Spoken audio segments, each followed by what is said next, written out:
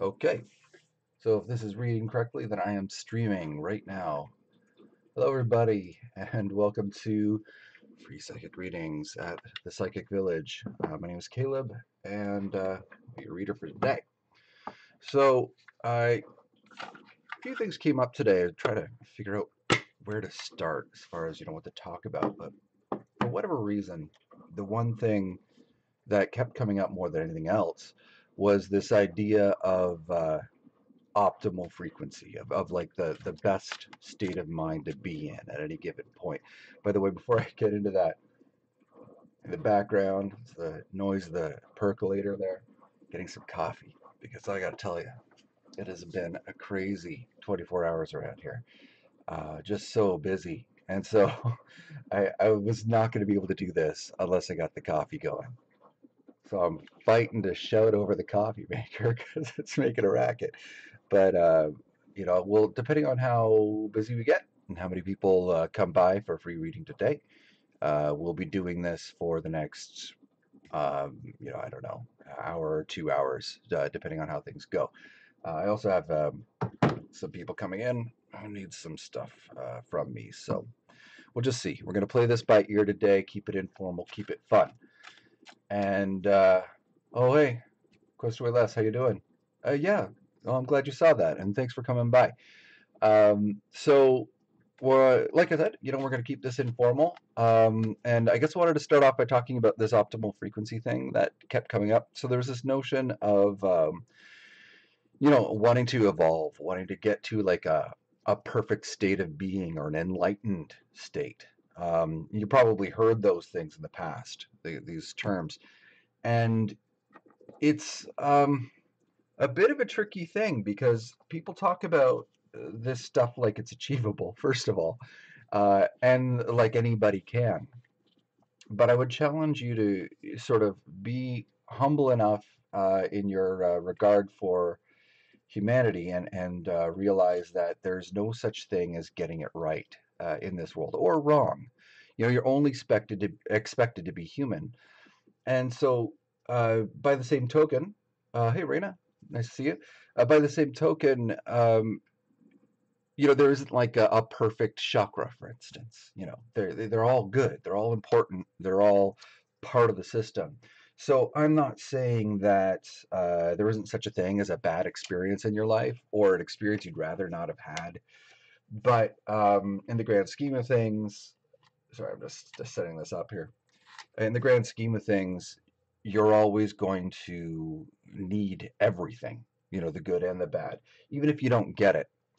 And this is the one big thing you want to forgive yourself for, is that not being able to get it, because this life and the purpose behind it is just beyond us. It's just so inscrutable. And so the best thing you can do is breathe, take it one day at a time.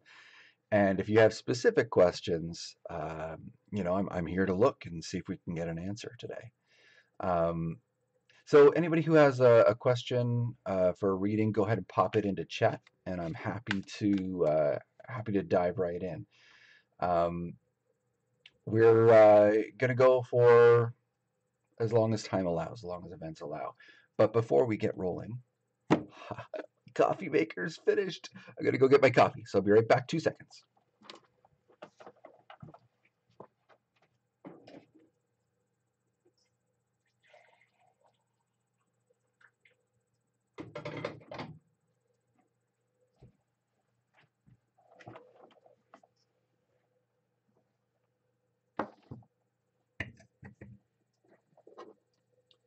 Oh yeah, so happy.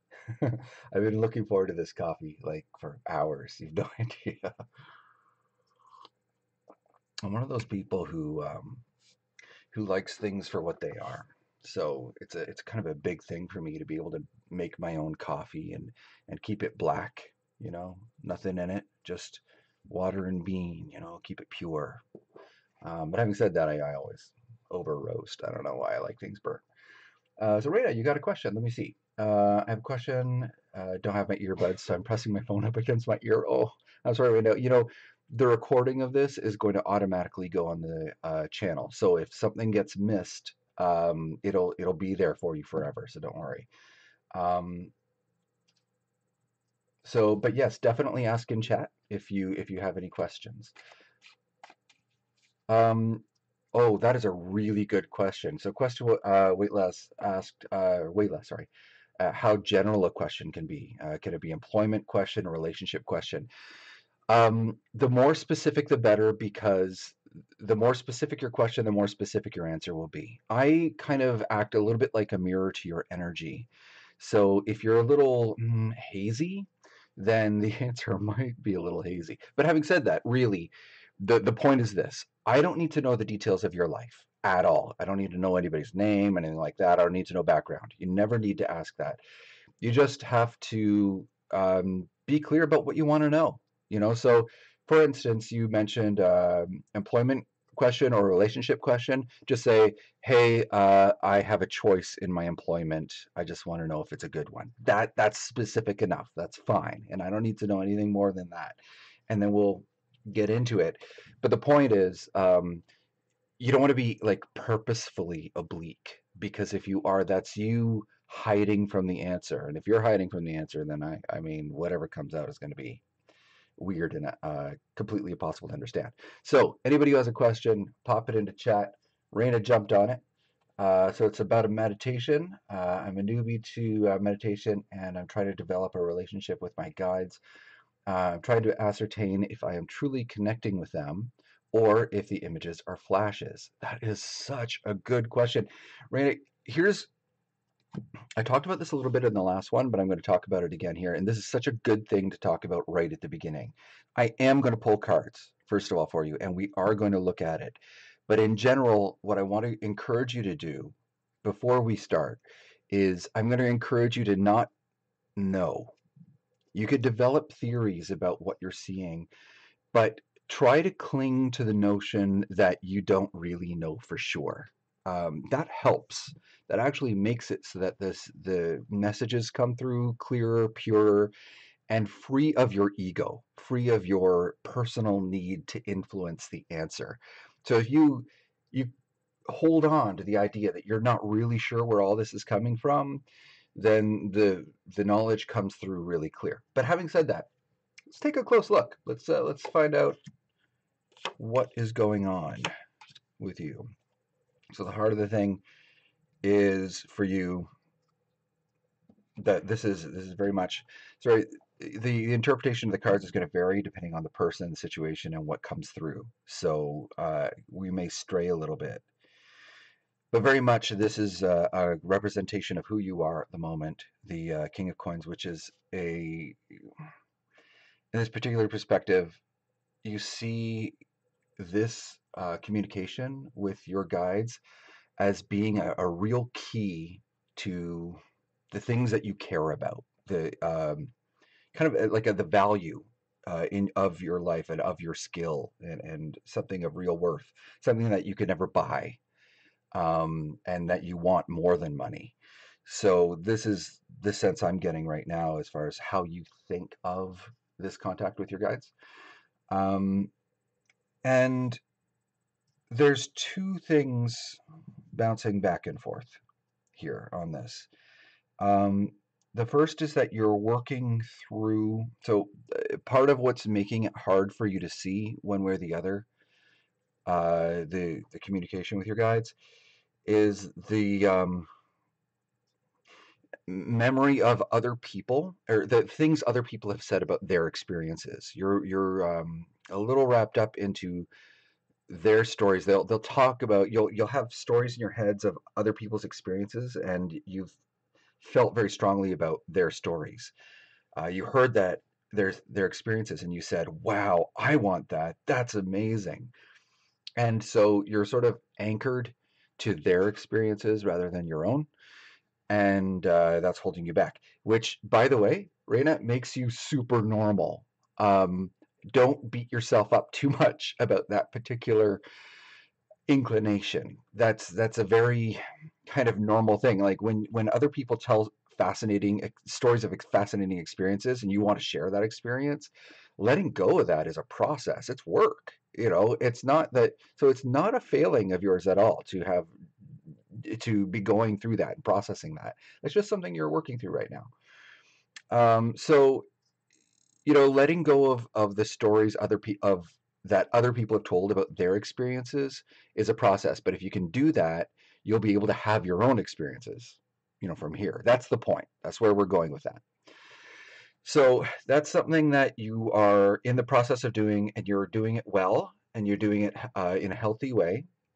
But that's still, you're not done. You're not quite done that process yet. So there's a little bit of that.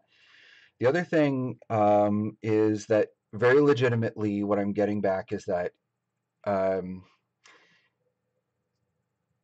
you are getting flashes back that aren't necessarily images of your guides proper. So the things that you're getting back are not what you're asking for specifically.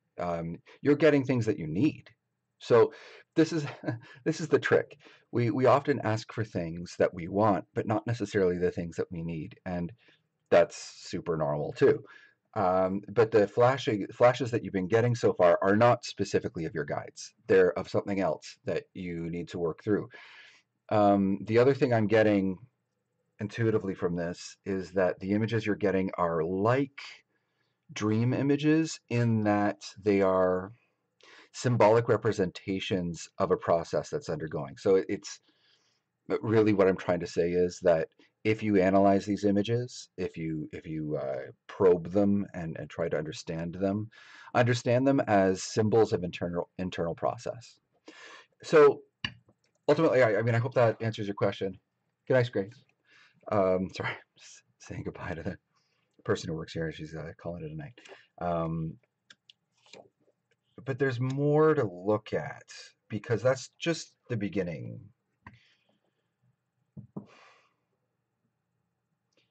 So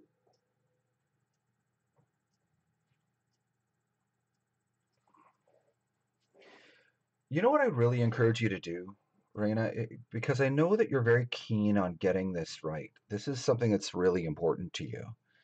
But there's definitely a sense of following someone else's plan rather than developing your own. There's that sense that this keeps coming up in different ways, in different tones and shades.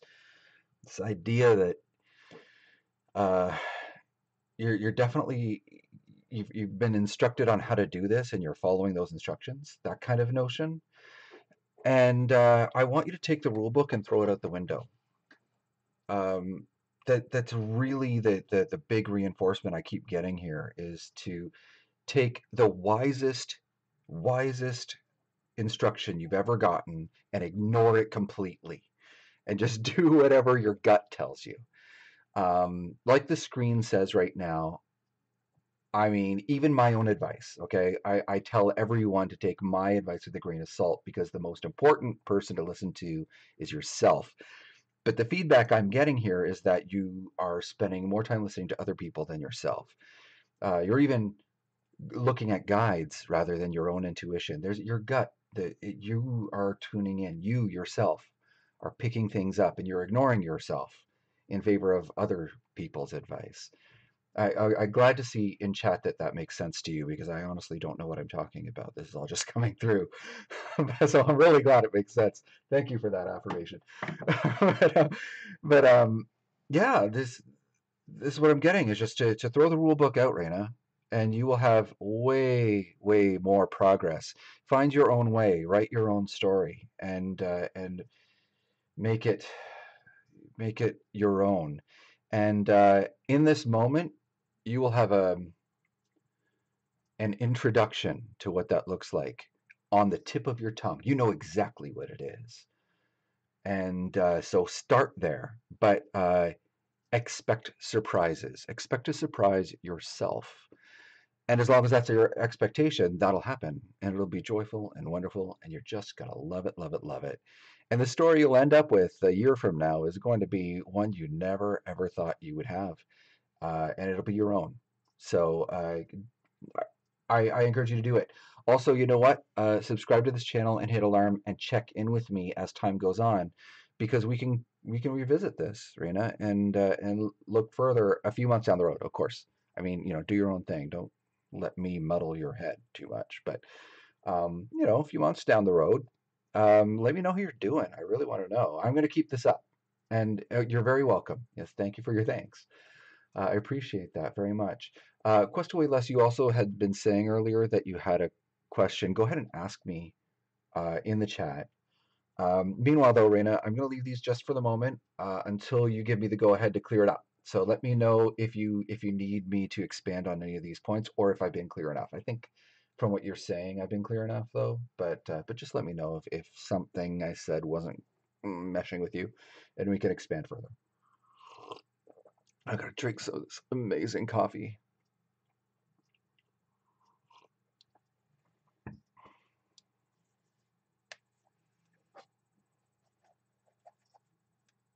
Awesome. All right. Glad to hear that I've been clear. Okay, so I'm gonna wrap it up here.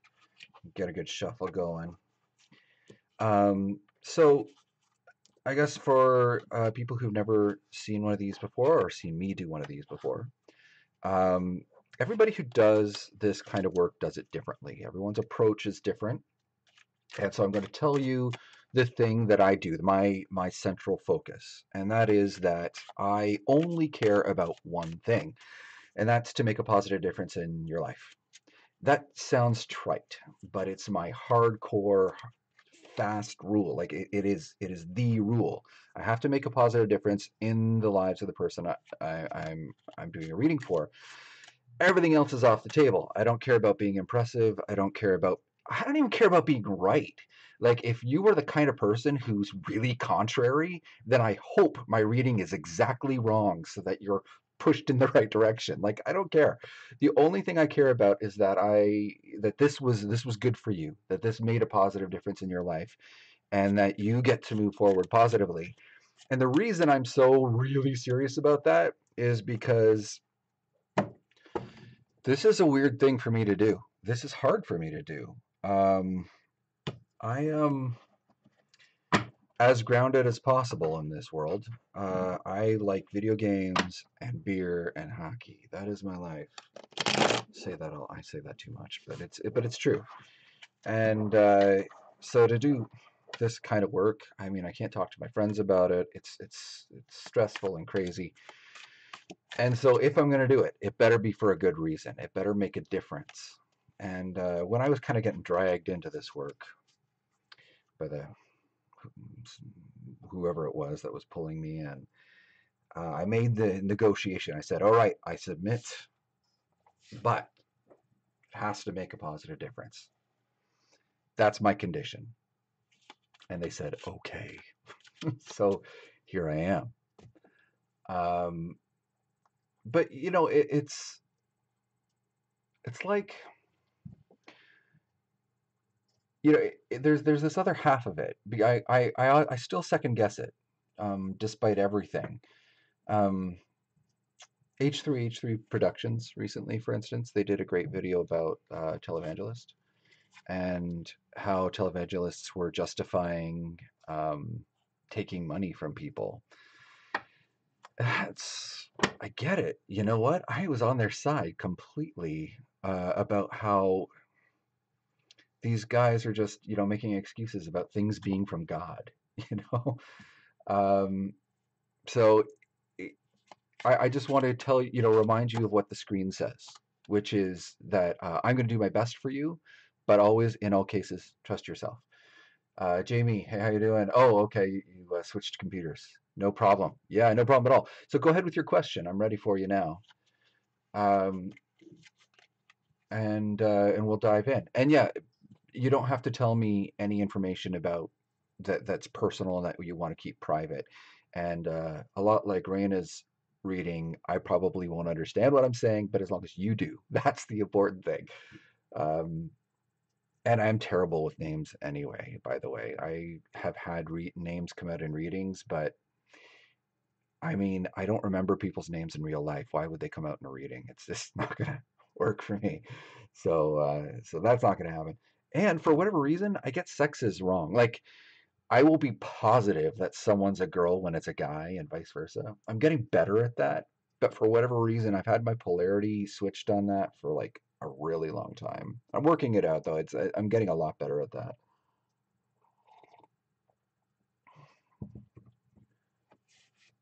Hey Jamie, I'm still waiting for your question. I'll give you a minute though. I know you got to type it out. And there's lag.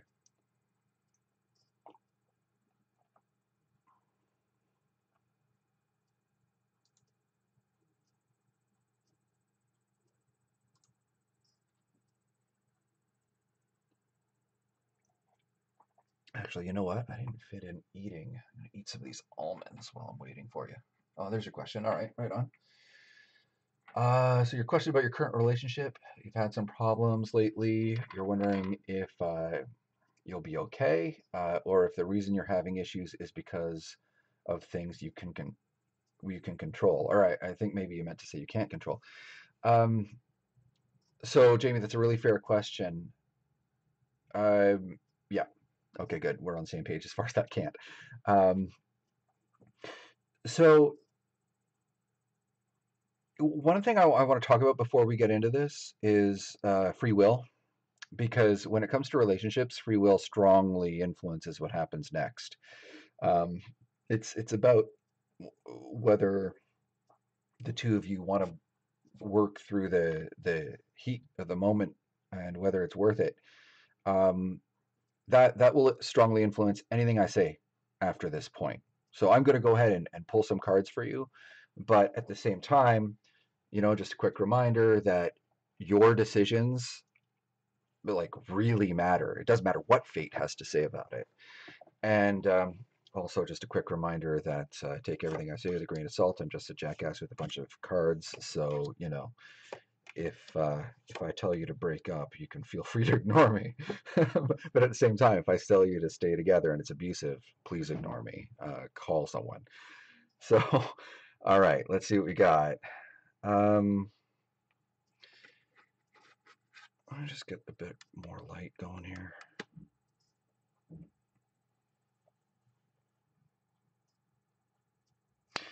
So when cards hit the table, by the way, my hands just do it. I don't have control over it. I've abandoned all formal patterns in order to let intuition move through. And so when the cards come down, I have to spend a little bit of time figuring out why did they come out this way and what does it all mean. One thing that strikes me right away is that we have to talk about the judgment card. Judgment, even though the word for is judgment that we're using here, it's not specifically um, about the notion of a judge telling, determining a right and a wrong. Rather, it's usually about the your blessings finally coming to fruition, all the hard work kind of paying off. That idea. Um, usually, usually. In this case, I feel like it's something a little different, though. I feel a little bit like we're talking about a couple of people who don't appreciate how their emotions are tainting their own thinking. It's a weird thing, a relationship, especially when you start to care about someone. Everything they do makes you angrier than it would have otherwise because you care what they think. So when they disagree with you, it's hard to not take that personally. In daily life, if someone disagrees with you, who gives a crap? But when it's someone you really, really love and they disagree with you, it might be the end of the world. Because it's not just about it's not just about really caring what they think, but realizing that you might have to live with someone who thinks differently, and you might have to live a life where the opposite of what you believe is the way you live. And that's scary. It's terrifying. And I don't know why I'm talking about this, Jamie. This just kind of it came in, and it was like really important that we dive into that notion of how terrifying it is when someone we care about has a different opinion than us. But it's kind of a big deal. So I don't know. That's at the heart of things here. Um, there's two things going on. I would normally be inclined to say this is her, this is him, but there's something more to it. I don't know. I'm trying to understand what I'm looking at because it's something feels off, and I can't put my finger on it. Something feels outside of my normal experience, I guess is what I want to say. Something unique's going on that I can't put my finger on. I'm gonna expand on this a little bit. Oh, that explains a lot, actually. Yeah, yeah. Okay. So part of your fighting might be about money, which is about the most cliche thing I could possibly say about a relationship, frankly. Everybody knows that everybody fights about money. Um, but there's a sense of like, I talked about worry a lot. That worry is going to have a lot to do with someone wishing that they could have a career path, but worrying about the other person's approval of that career path. That's some harsh stuff. Um, and I'm sorry, you said some stuff in chat. I only just noticed. Oh, I hit it right on the head. Well, I'm really glad to hear that. I'm just talking, man. I don't know. You're just a name on the screen. I can't even read your body language, so I'm really glad to hear that. So, um, but anyway, yeah, it's there's definitely this notion of concern regarding if I said what I really wanted to do with my life, they would laugh at me. They would think it was ridiculous. That real sense of like they wouldn't get it. And so to that end, they as a person, they're really shoving themselves down in favor of the other person's perspective on the world because they're like they're freaked out that they'll be judged and not in relation to the judgment card specifically. This is another thing, but just that they will be mocked. There's this fear of being mocked and of not being permitted to be who they are. Now, I don't know who this is, for the record. I don't have a clear clarity on this being you or the other person. My first inclination is it's the other person, but I preambled this whole thing with being talking about how wrong I can be about that sometimes. So that's a person though. And the other person is starting their career. Well, not starting their career. That's wrong. They're starting a new phase, and there's this sense of them being like normally if this was reversed, this is a very funny card. Right? Funny in the respect that like this is a person who's walking on slippery soil, blindfolded with ropes around them, swords everywhere, very, very dangerous, except that you don't see that they're holding the rope themselves. And if they just dropped it, they could pull off the blindfold and step on the dry spots. They're fine. They're just creating their own problem by not looking. But in your case, um, it's something else. We're looking at someone who is refusing to acknowledge the problems, uh, the work problems. Um, so this is something that the other person's perceiving very, very clearly. Um, they're starting a new phase in their career. I don't know why. Why is that? Why am I talking about career all of a sudden? But it definitely we're talking about career. Um, eh, and so they're starting a new phase in their career, and they're completely ignoring the problems, the dangers that they're facing in that career. That those dangers I don't understand exactly. It has something to do with um, uh, possibly office politics or a misunderstanding of the thing that really kind of feels right to me is the fact that They think this is going to last forever. They have a sense of where this is all going, and it's actually going in a completely different direction, and they may end up laid off or something. I don't know. But anyway, this person has clarity on their current career and really doesn't want to do it. They want to do something completely different. This person is like ready to go. They're happy where they are and feel like they're on the right trajectory, but they're ignoring some basic facts about that. And this person understands it. That's the schism. I just noticed you updated chat. What'd you say here? We both started a new job last year at the same place. Oh, well, that would explain a lot, actually. Jamie, by the way, I appreciate these little affirmations, but you don't have to tell me anything if you don't want. Please go ahead and share anything you feel comfortable sharing, but at the same time, I just want to let you know that you don't have to do that to make this work. The important things that I tell you, stuff that helps you, not that I'm comforted by this, okay? But having said that, I really do appreciate that. Um, so that's the situation as it's reading to me at the moment. And so that's a description of a mess.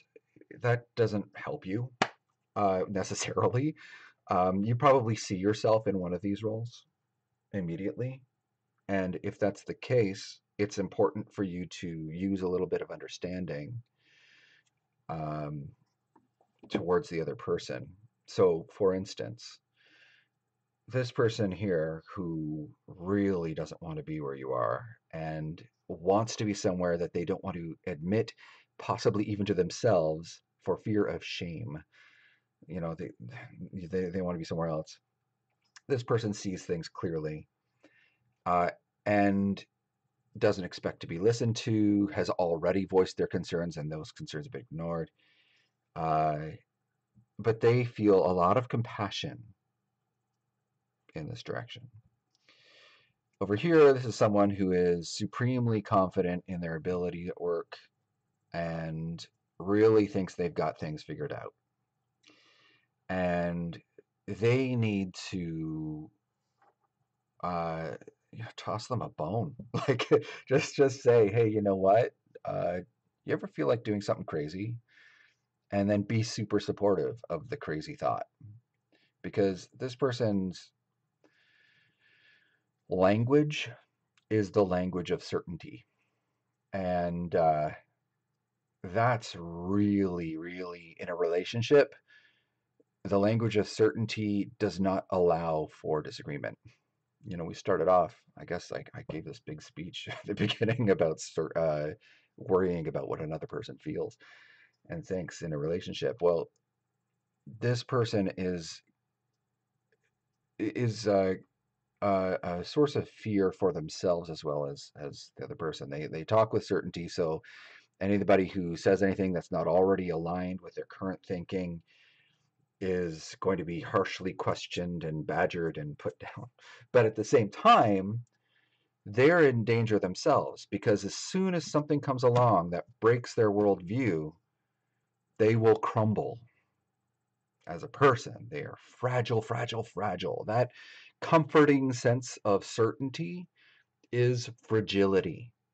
That's why they say that vulnerability, making yourself vulnerable, is strength, because that means you're flexible. You're willing to accept that, hey, I don't know everything. Maybe I'm a complete idiot.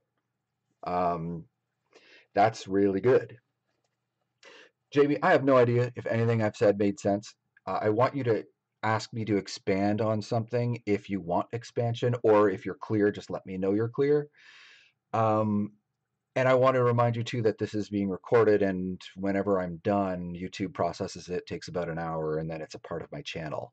So the strong feeling I'm getting right now is that you should both, even if you think this is complete BS, everything I've said, watch the recording later as a couple and argue about which one is which. And and even if I am just completely wrong about all of this, my sense, regardless of how right or wrong I am, is that the discussion about it will be like nothing you have ever experienced as a couple.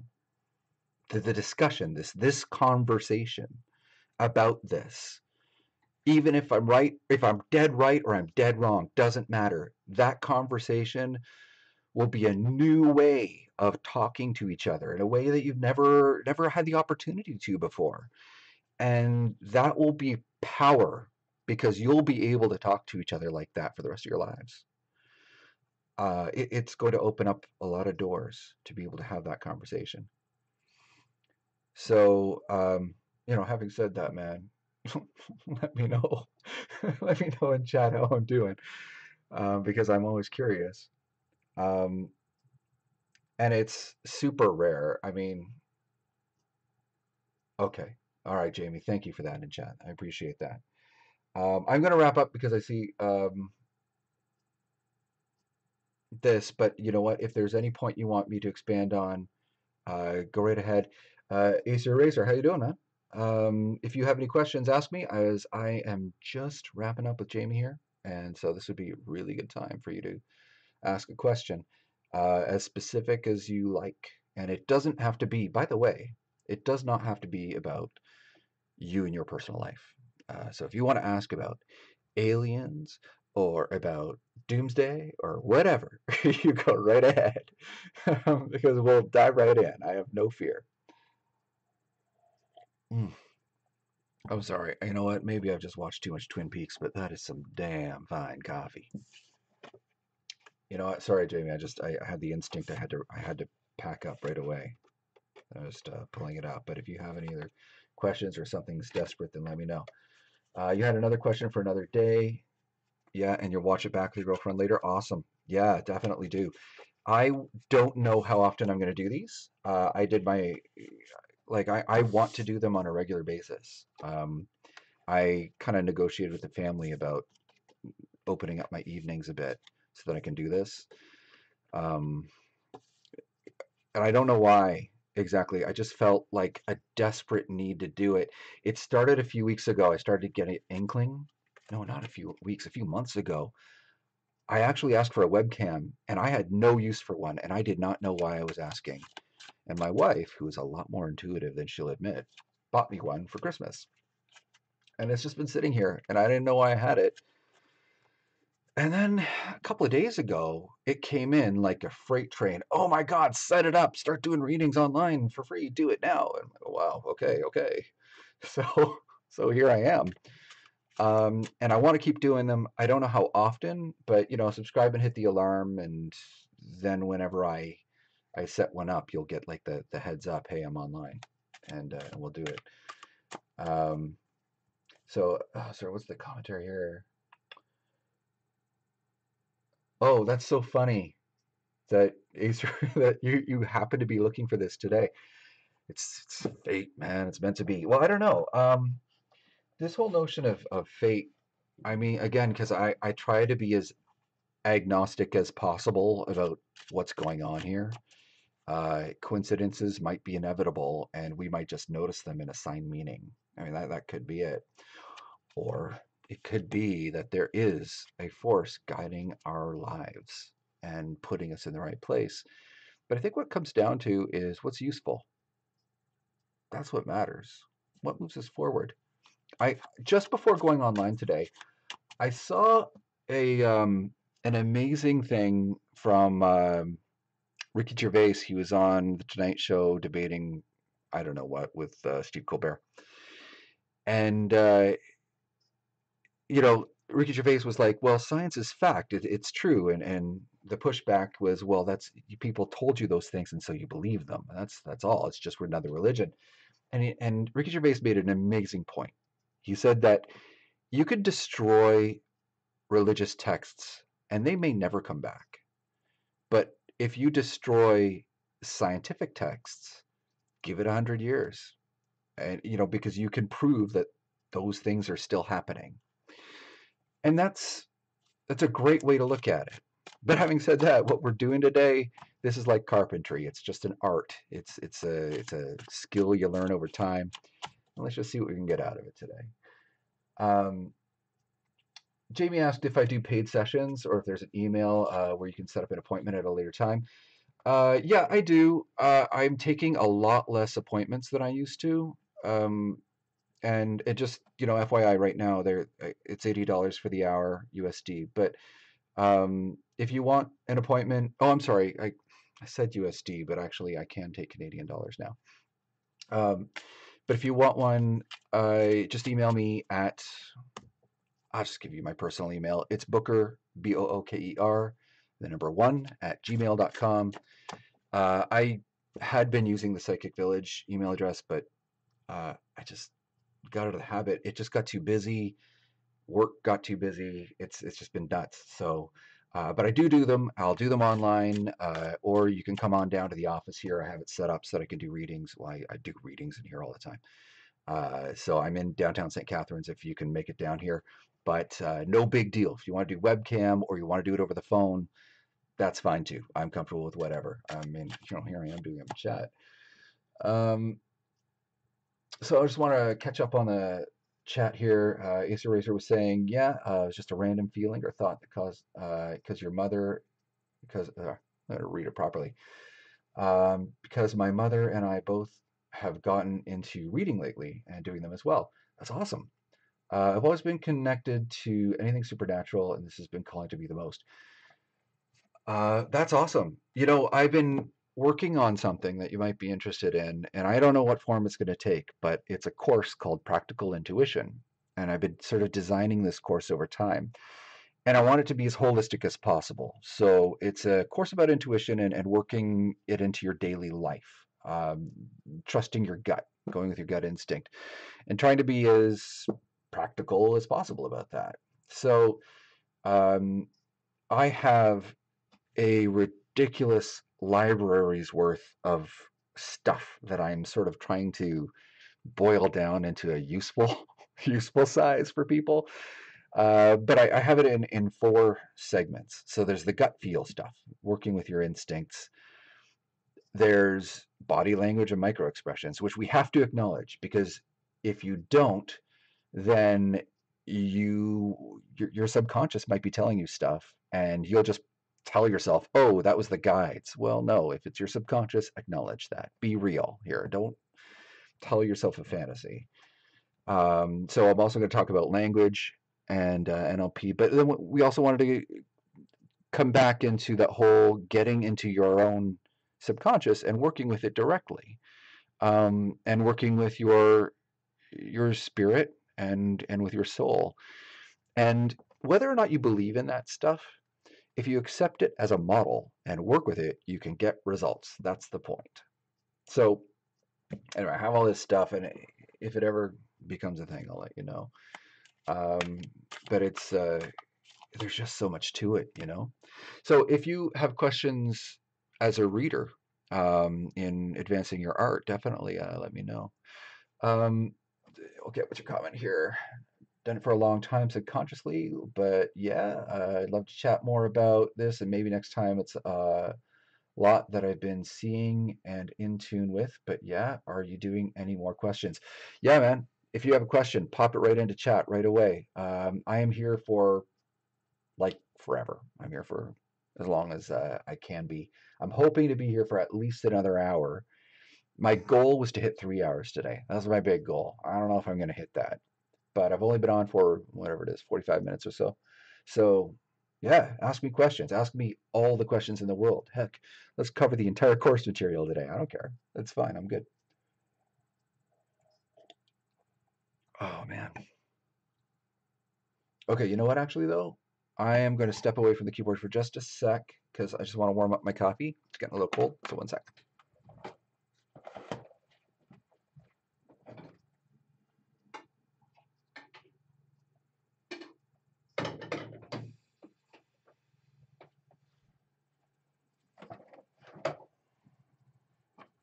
Almonds. So good. Okay. Acer Racer asks, my question is, what is my calling or true destiny? It is such a big question, and I don't begrudge you for asking because it's actually a common question too. Um, so I understand what you're asking. You get the sense that there must be one, right? That there's got to be a fiery letters in the sky. You are meant to do this, and I have been starting to wonder lately if that's something we tell ourselves, and there's like a human instinct reason for why we want to believe that. Um, I don't know. I want you to keep that in the back of your head though as we dive into this. Let me take it as a straight up like assuming that there is such a thing, and we'll dive right in. Um, I will tell you that for some people, the answer is you're not allowed to know. That was the way it was for me, that's for sure. Um, but and that is a very much a health thing. Sometimes you're you're only going to accomplish your goal by not knowing what it is. Uh, because it's like if I told you that you were definitely going to win $1 million in the lottery next week, you might never bother buying a ticket, that kind of thing. So uh, let's find out. I mean, let's dive in and see. Um, Really amazing place to start. So before I continue, I should probably read your comment. I see you put another one up. All right, what'd you say here? Since I was a kid, my mother had said that to me too. Oh, said that to me too. I felt it, and something is guiding me, and I need to know more about it. Because man, I've had some experiences. I'll bet you have. You know what?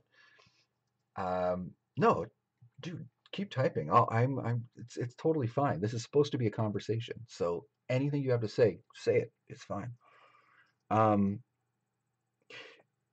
yeah, I mean, I get the sense that I want to hear, by the way, I want to hear about your experiences just for my own sake, and that's not for the reading necessarily. I feel a strong sense of curiosity about that. But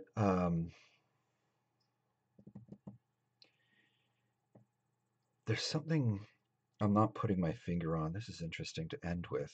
It's a very strange place to end. Or not strange, but all right. In trying to, I'm getting the story in, but I don't have words for it yet. I feel it very strongly. Like I have an emotional connection to what's happening, but putting this emotion into words is, uh, ooh, sorry, man, it's really a little overwhelming. You know what I'm feeling right now? I'm feeling how much you care about this answer. I think that's why I'm feeling a little. Whew. And by the way, don't feel guilty about that. I want you to be passionate. This is a good thing.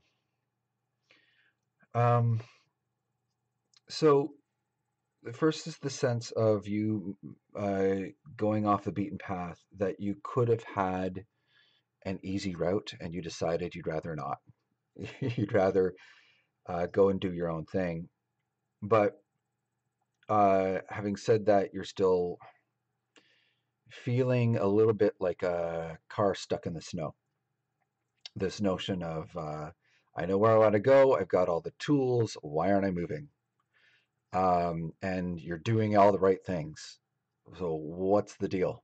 You know, and you can rock it back and forth, try and get some momentum, but it feels like you're really stuck. So that's the sensation. I'm sorry, just out of the corner of my eye, I noticed you added something in chat, but I'm going to finish this thought before I look, okay? Sorry. So that's what's happening, but I do get the sense that you're um, going to start when things start, it'll feel like they're happening all at once. Um, and how to describe there's a the this whole notion. It's sort of like okay, sort of like if I had this cup and I was filling it with coffee, but I was standing here, little almond. So you're standing here on the table looking up at this giant cup and you're pouring coffee in and you're pouring coffee in and you're like, come on, nothing's happening. Nothing's happening. All this coffee's going in, nothing. I can't see anything. But eventually, the cup fills, and then coffee everywhere. And so that's the process that's going on right now, is that we're getting you to the point where it's steady, and when the flow starts, it will feel like finally now we're moving, but you were moving the whole time. It's just that now, we're in the stage where motion is possible. It's that, it's just the flavor that you can pick up on. So that's the process. You are very much on the path, and you're doing everything the way you're supposed to. You are so strongly guided, and um,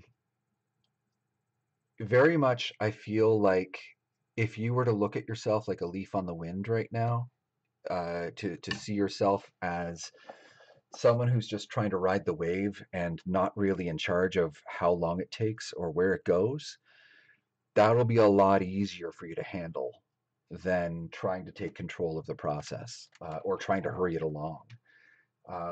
There's definitely this. Sorry, I just got to move some stuff over here. There we go. Now I can sit properly.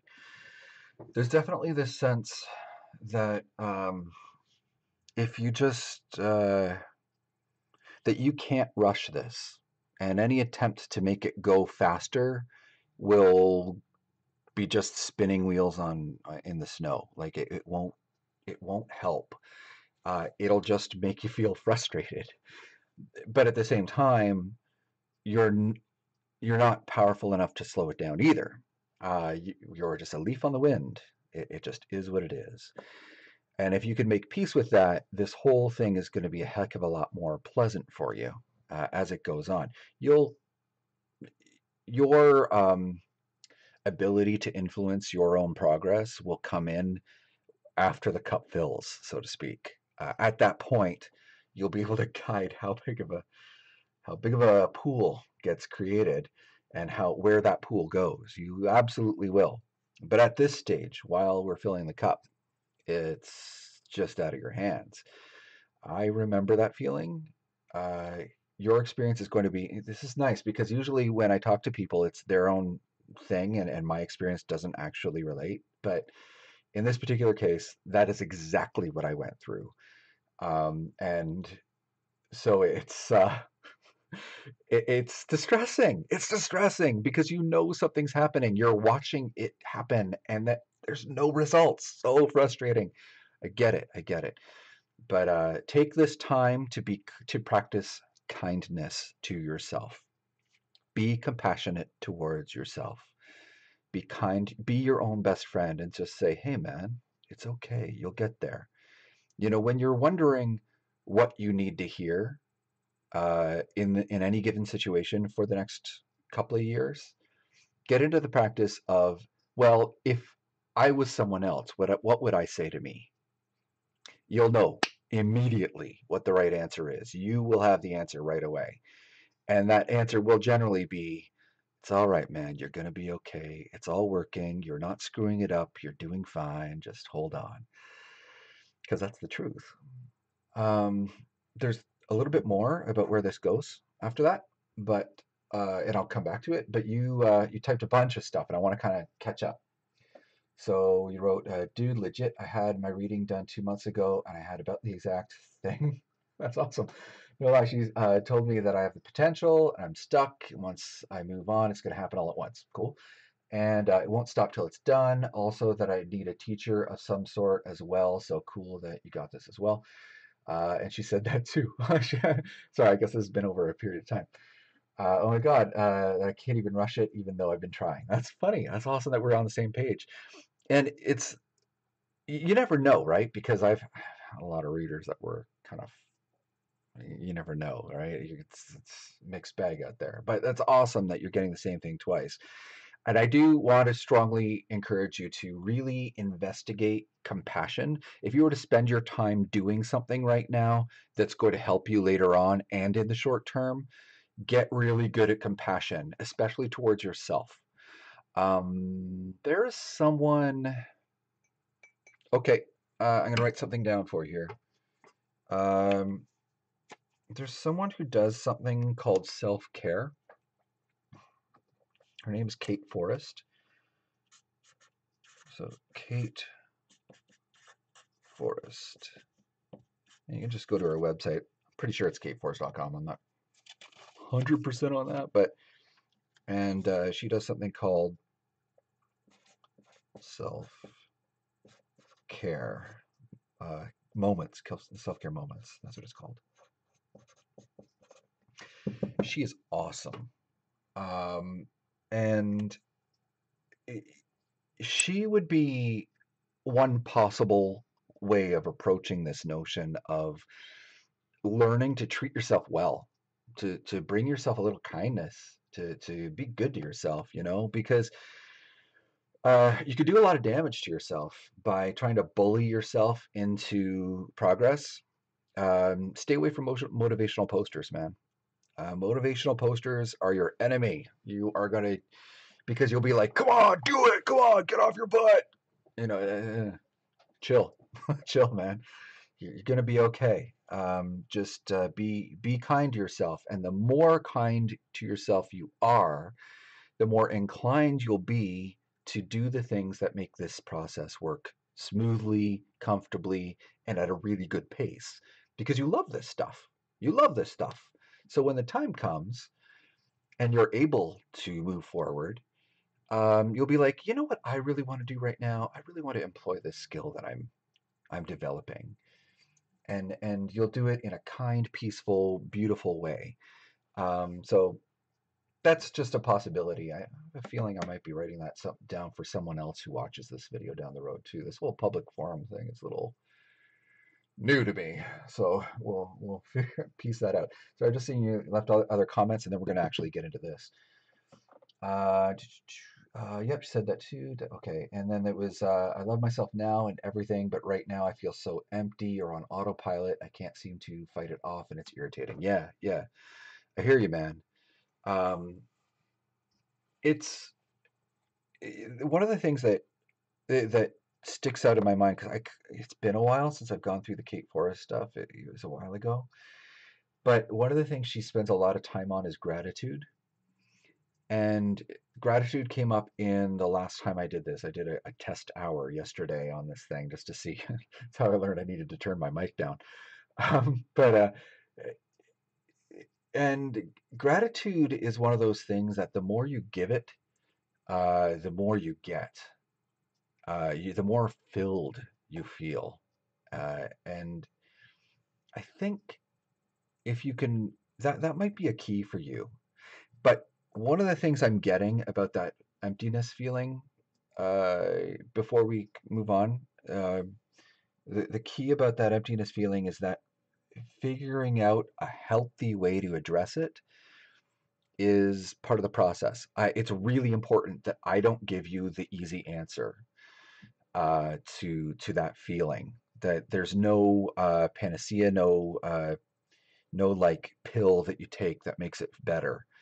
Um, that's super important. You don't get that because the process of finding fulfillment in the moment in your life as it is right now, in the state of things right now, finding fulfillment in that is really important to your ability to help others down the road because you have a powerful mission to help other people.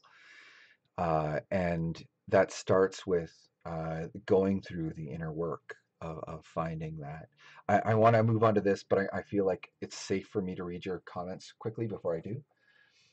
Also, the things I've experienced would involve many otherworldly things, such as spirits and ghosts like happening, and that my sister and mom and I have all been through. We've all talked about my experience I had and also the dreams about it, which made it all real to me and made everything fit into place and helped me to believe because they described everything the same. All right, awesome.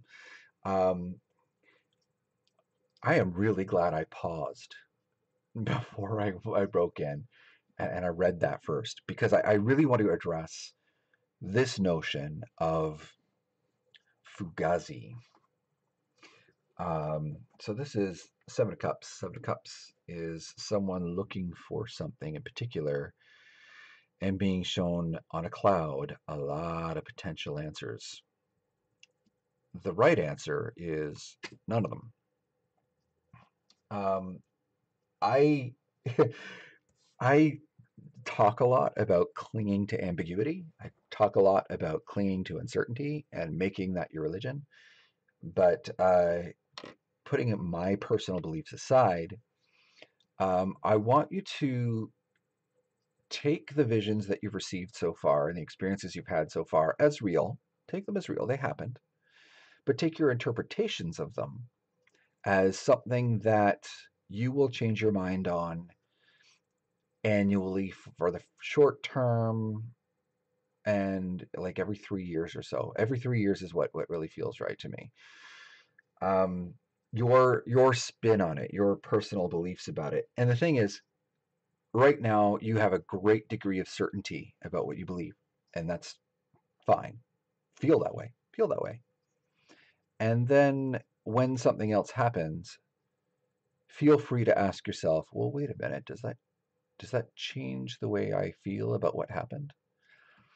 Um, and the point is not that you're wrong about what you experienced. You're probably right about what you experienced, but you're going to be given opportunities to see it from a new angle, from a new perspective, from a new way of thinking, and sometimes the new angle will be contradictory to what you believe right now. You're going to have to get good at understanding how two opposite things can both be true at the same time. That's something that until you've experienced it, I just can't describe. Um, but it'll be very clear when the time comes. So you're going to have that notion where everything you believe right now is true, and the opposite is also definitely true. Um, Man, for anyone else watching this, this will may never make sense to you. For Acer Eraser here, it probably doesn't make any sense to them right now. What I'm saying right now is probably a heck of a lot of gibberish. When it happens, you'll know. It's kind of on that level. This is one of those moments where, as a reader, I know that everything I'm saying is deeply unsatisfying. This motion, and I should, like, if I was a phony, make up something a lot more satisfying, like, hey, you're going to be a famous psychic and you're going to be on TV. Isn't that great? No, not what I'm saying. but but um but no, but the truth is, the path you're on has to do with this, finding peace with contradiction. And that's the short term. And when I say short term, I mean within the next, in a year from now, the short term development. Your whole plan is really long. Your development plan is really long. It's lifetime. You don't actually start doing work in spiritual circles for quite some time. I would encourage you, from a career perspective, to do something unrelated to your spirituality for a little while. Something fun, something you enjoy. Okay, just really, really focus on, what do I love doing? Okay, I'm going to do it, and be as immature as you want to be about that. Um, but doing work on a spiritual level is something that eats up your personal time, slowly, a little bit more, until you get to a point where it's kind of like a part-time gig for you, and that takes a while to get there. But you will, but that does happen. It's just, try not to rush it. And really, when it comes to career, just look for something that you enjoy doing, something fun, and not necessarily related to this. Uh, Two reasons for that, really. One is that that way you can approach your spirituality from a sincere perspective rather than a money making perspective. So you'll always be sincere about it and pure, and that whole temptation of uh, telling people stuff they want to hear is gone. So there's that. But the other thing is that it will help you be a more well-rounded individual to because if you dive in purely from like I am all about my spiritual path, there is nothing else that matters to me, you start talking in a language nobody understands. You'll be making sense to you, but not to them. So having this other half of your life where you make money doing things completely unrelated that have everything to do with something you just find really fun, um, is going to, when it all comes together at the end of the process, or well, when it all comes together in the second half of the process, um, it just makes you that much more effective, and it all comes together. Um, so I kind of feel like that's the end. That there's not much more for us to say about that. I'm going to read what you said here just a second. I know that when me and my sister and my mother are together, we're very connected and it feels very powerful, but I'm scared at times because I know I've been in darkness and I've tasted it without knowing. Okay. Um, for whatever reason, when I first started recording today, and when this goes live or when this becomes a recording later, I want you to refer back to it. When I first started, for whatever reason, I felt really strongly guided to talk about optimal frequency. This notion that um, there's no such thing as a good state and a bad state. There are just states. And we have our favorites, and you're allowed to have your favorites. That's fine. You're allowed to say, I like this and not that. But that doesn't mean that we should judge. And so, by the same token, if you like pizza more than hamburgers or hamburgers more than pizza, that's fine. But that doesn't mean there's anything wrong with hamburgers or that hamburgers are dangerous. Okay. So, by the same token, sometimes scary things happen. Sometimes you have scary events in your life, and you deal with people who are or entities who are not particularly good. But that doesn't mean you're in danger or that the people you love are in danger. It just means you had that experience. Go do some healing, clean yourself up, and walk into the light for another day. You're okay. So I have been down as far as you can go without actually going through with the suicide. I have been as close to psychopathy as you can get without actually getting there. I pushed myself all the way to the outer limits at various points in my life, mostly because I had to be able to help people who have gone over that edge. And I had to develop a comfort level with it. And you walk away from those things saying, what kind of an animal am I? What kind of a disgusting creature am I that I should ever be like that? Well, stop judging yourself. Because you were designed to be a human, nothing more and nothing less. Humility isn't about hating yourself or thinking less of yourself. Humility is about understanding that you are a human being and don't expect anything more of yourself than the state of being human. Because that's what you're here to do, is to be human. Hope that makes sense to you. Jamie, go ahead and pop your question in chat. Well, I'm not going to be able to answer it quite yet, but just have it there. I'll be able to scroll and find it. So type it now and whenever you want.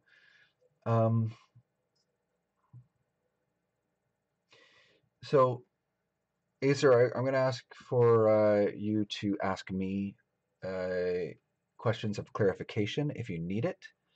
But otherwise, I think we're kind of there on this one. Let's see.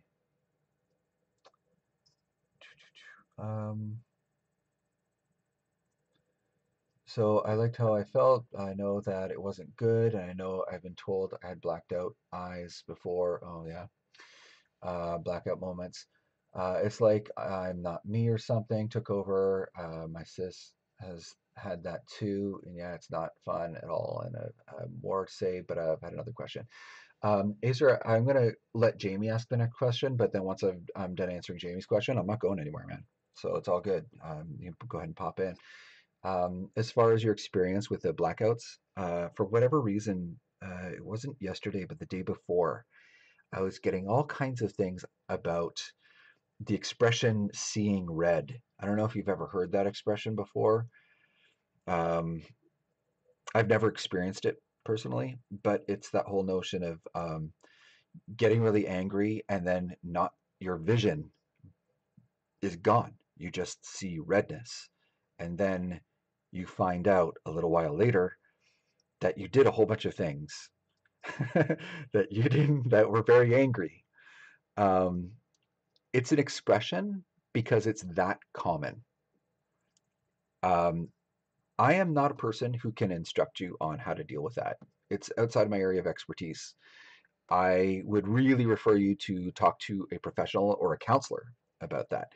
However, having said that, it's common enough that you can talk to like that level of thing. You don't have to go to a psychiatrist or anything like that. You can call like a distress line or something. They'll have input and they'll be able to actually direct you on who you should talk to about those things. But it's part of the human experience to have that. It's not something I ever went through, and I've only met a few people in my life who've actually experienced it, but it's a thing, man. So you know, I really recommend you talk to someone who is more of a professional than me, man. I'm just a guy with a bunch of cards, but talk to someone who really knows on a professional level about the emotions that people experience and how to deal with them, like a counselor. I really get the sense that a distress line would be a really good thing for you to do. To call it a distress line and say, "Hey, man, I had this experience. I'm a little freaked out about it. What do I do about it?" And they'll be able to ask some probing questions and get you where you need to be as far as finding really solid answers about that. But I want you to approach it like an emotional and psychological issue rather than a spiritual one. And that will get you ahead where you need to be um, very much on this issue, okay? Um, okay, I'm going to answer Jamie's question. Todd Moore, how you doing? Depending on how long it takes to answer Jamie's question, I'm gonna get to yours next. All right. Jamie had says, oh, sorry, Acer, you said we're good. I'd love to talk more about the things I've seen and been around. Yeah, man, hang out. Hopefully, we'll have the time. If not, we'll do it next time. Actually, you know what? Subscribe to the channel and hit the bell because if I'm like when I first come online, nobody is here. Nobody knows I'm on. So having a conversation about your experiences right at the opening of the next time I do a live thing, that would be perfect, right? Because it's just us. We'll be just chatting. Anyway, sorry, Jamie. I'm feeling some mistrust towards my girlfriend with no reason. Do you feel this way? Could you shed some light on this for me? Okay. Um, and you meant two. Yeah, I get you. Um, Yeah, you know what? Trust is a tricky one because sometimes it's triggered by the fact that you legit have like something to worry about, and other times it's totally just because uh, you need love and you're worried about losing that love, you know? And it's just like it's just internal to you, and it's hard to tell which is which. I don't know, man. To a certain extent, if your girlfriend is hiding something right now, I may not see anything. But if I see a big black wall, which is the thing that comes to me, I'll tell you. I don't see a wall. Okay, so not hiding anything, but that doesn't mean there isn't anything to worry about. Having said that, you know, she's not part of the conversation here. So uh, you guys are going to watch the recording later. Hi, James' girlfriend. How you doing? Uh, so because you didn't ask this question and Jamie did, what I'm about to say is for Jamie's benefit. And I am not going to be betraying any confidences here, okay? So don't worry about that. The first thing that comes to mind right away is that really reaching into yourself and finding a way to confront this feeling as something that's unfair would be the best way to start. That's not to say that there aren't things to work out between the two of you. there's definitely communication things. Like you could definitely find ways to communicate better between the two of you. That has to happen. Um, that's really important. But uh, the things that come to your mind right now when you think about the reasons you might have to worry, those are silly. Um, so, sorry, that is the word that came to mind. They're a little silly. Um, Not that she is feels like she doesn't have the freedom to say specifically what's on her mind. At least that's the feeling she gets. It's not necessarily actually true. She could probably say all that stuff, and uh, not to say you wouldn't be an ass about it. I mean, but that doesn't mean she can't say them. I have been married now for what year is it? Oh, for 18 years now, and I was with my wife for 3 years before that. And we aren't perfect still. We still say things that the other person just isn't patient about and isn't, you know, as understanding as they could be. But we have an amazing marriage and, and I love it. And our communication is really, really good. But we both have the freedom to be an asshole. Pardon my French, but there it is. We're allowed. It's permitted. That's part of our marriage, man, because I don't want to have to be a perfect angel for the rest of my life just because I'm in love. That's unfair. I'm going to be human forever. And I am like learning to be patient and wonderful and understanding. But having said that, and I don't expect her to be totally cool with everything I say either. In fact, sometimes she's really unfair, just like I am sometimes when she says stuff. But both of us have learned to say, screw you. you know, like I am going to be 100% legit about everything I think and feel. It's just going to be out there. And she is too. And we try. Of course we try. We try. If the other person says something that's like, what? Come on. We just take a breath and like, okay, tell me more about that. But, um, having said that, if we get the whole like, what, you're full of crap, if we get that back, we double down. We say, no, that's how I feel. and and it's safe and it's okay because at the end of the day, we're allowed to disagree. It's that's what a partnership is. A partnership is an agreement that we're sticking together and we're making this thing work. And it works for us. So that same approach, that same understanding that you don't have to agree for everything to be okay. Like even if you disagree, even if you are completely at odds with each other, everything's still okay. Like, that's fine. Doesn't matter. It's you know the partnership can still work because you're permitted to be individuals. Like she and I don't have the same career at all, and that's all right. Like that's fine. Because we're different people. The point of a partnership is to enhance or to support each other while you do your own thing.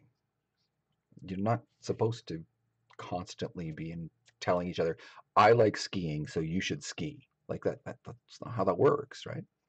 So I'm getting the sense that your trust, your mistrust is wrapped up in this inability to communicate freely, and that's what it is. It's not anything more complicated or devious than that. Having said that, she feels the need to keep things from you because you would be an asshole about it, and she doesn't know how to take that yet. She doesn't know how to roll with it yet. And I'm not saying you have to change at all. I'm saying um, that you just need to recognize between the two of you what's going on and be able to plainly state it, and that's it. But find your own way. This is one of those things where as long as you guys are above board about everything you're thinking and feeling, and then just be chill with whatever the other person says and does, it works itself out long term. That's sort of the way it's supposed to work. Um, I hope that's clear. Let me know if you need further clarification on that, but that's really all that needs to be said about that. Hang on a second. I'm just gonna Todd, you know what? I think I'm gonna get to your question in a second, but I need to run over here and nuke this coffee. I'm not drinking it fast enough. Just 1 second.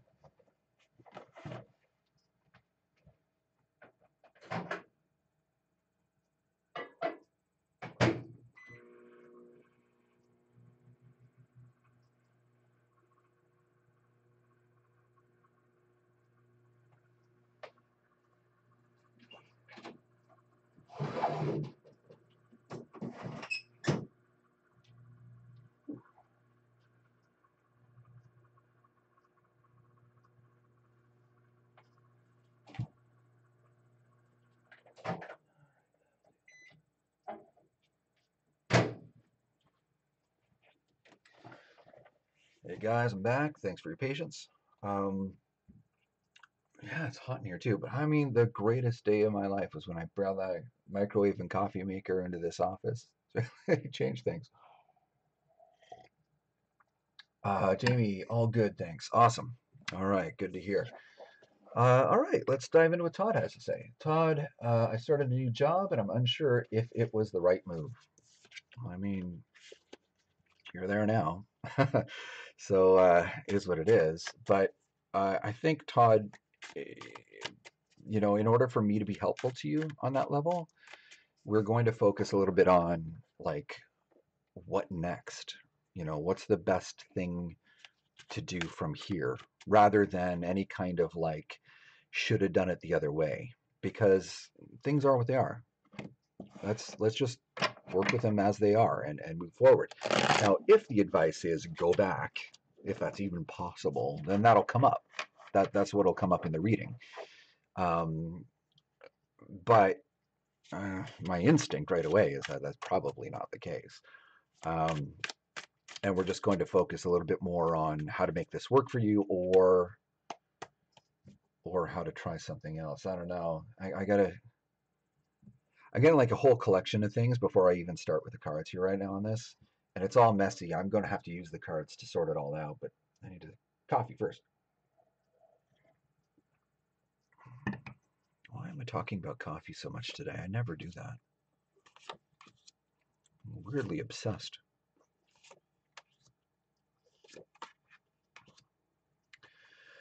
Okay, let's see what we got. And this is a new pattern for me. I've never seen this before. Okay.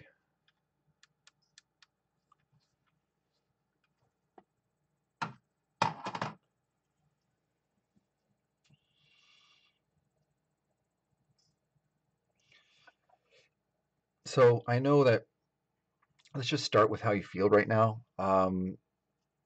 This is the new guy feeling, very much. Just symbolically, the notion being that you're feeling like you're there, you're doing the job, but you wouldn't call it uh, wildly successful at the job yet. You're getting there, okay? We're gonna, but you're surviving. Nobody's got a major complaint about the job you're doing. It's not like that, but it feels like you're not really certain that you're good at this right now. So there's this notion, and also the fact that you're not necessarily getting along with people. It's not that there's friction because that's not necessarily the case either. Not unusual friction. Nothing out of the ordinary. But at the same time, there's this notion of like you don't have friends. It's there's this sense of being a little lonely when you're there. Um, and that's what I've just described is like the new guy. Like I don't even need cards to have said any of that, although it does happen to match. But it's just this like yeah, um, being new at a place. But there's also this other thing. I think you're getting a kind of like a disillusionment, a sense of disillusionment now that you're there. And that's not always the case, but now that you're there, you kind of had a hope for what it would be like. And now that you're there, you're finding out it's not that way. I don't know what that means, by the way, um, Todd, and that's fine. I don't need to know what that means, but hopefully that makes more sense to you than it does to me. But there's a sense of like you got there and it's definitely not, you had a very clear image in your mind of what it was going to be like to be there. And once you got there, it just doesn't feel like that at all. It's definitely a feeling thing rather than even though this is a sword, it's definitely a feeling thing. Um, okay. So moving forward,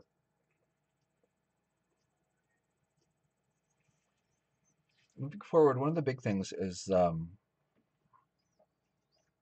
while you're there, it's probably a really good idea to find a mentor. But specifically, you're looking for someone who you would never have normally considered to be a mentor. Someone who you're, when you think of a mentor, that's not what they look like. but, but there's someone who, when you talk to them about what you're experiencing in as honest and unjudgmental language as you can muster, they go, yeah, well, okay. And they have something positive to say to you that's based on their experience. They've been there a long time. Um, One thing I'm not totally clear on, Todd, right now is that I don't know if this person is a supervisor slash manager. Like that's my inclination is that it's like a supervisor, like one step up, manager, supervisor thing. Um, but this could just as easily be someone who's been there for 20 years and as a peer, someone who's kind of uh, in the same group as you. So it's sort of on that level. I'm not, for whatever reason, I'm really blocked on that. And I'm not sure why I'm so blocked. Like I'm really, really blocked on that. So for whatever reason, I'm not supposed to know. Or sorry, I'm not supposed to be able to give you clarification on that. Um, but anyway, it's someone who you wouldn't normally think of that way, um, who is very, very patient. And when you talk to them, they sincerely have your best interest at heart rather than necessarily the company's, even though, of course, they're a company man. Um, and I really get the sense that you'll be looking elsewhere and won't know where to start. So you're there until you leave. And I get the sense right away that you're going to want to, but you'll feel a little stuck. And I don't know how much room I got here.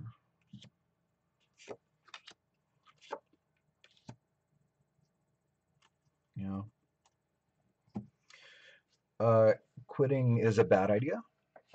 So that's the one thing I got right away is probably don't quit just without a plan. I mean, if and when you go, it needs to be with love in your heart. Okay, just like this wasn't for me, but I love you all and wish you all the best. It has to be on that level because you could short term just have a blow up and say screw this and march out because you feel stuck and you're tired of feeling stuck. And that's a possibility. You could do that, and that would leave you with like nothing. That would sort of suck. I'm not saying that you couldn't eventually make it all work out, but that would just leave you with nothing to do next, and you would kind of feel a lot of regret about that down the road. So I, you wouldn't like it if you did that. You wouldn't enjoy it. You would enjoy it during or after. So the other perspective is to use this time while you're there to build towards something you'd rather do. And that means um, working a job that you don't find you enjoy, but that's okay, because you know that you're building towards the other thing. And try your best to appreciate that there are people there that really like being there, and that's okay. And it's just a personality. Like, I am this kind of person, they are this kind of person, and so it works for them and not for me. It's just on that level. And love and appreciate them for that. And try not to bitch at them too much because that's kind of ruining their day. So even though you're not having fun, try not to make that their problem. Um, and you will have friends. Like, you will carry forward friends from this job that will last for years. You absolutely will. You'll get there, but it's coming on the other end of building out towards something else. The something else is something that you have to train in to get. I'm I get the sense you already know what it is. Um, I don't, but you do. You know exactly what I'm talking about when I say that you're going to have to train in order to be able to do this other thing. And in order to afford that training, you're going to have to do the after work education and or after work training and all that stuff. And it's going to be a pain in the butt.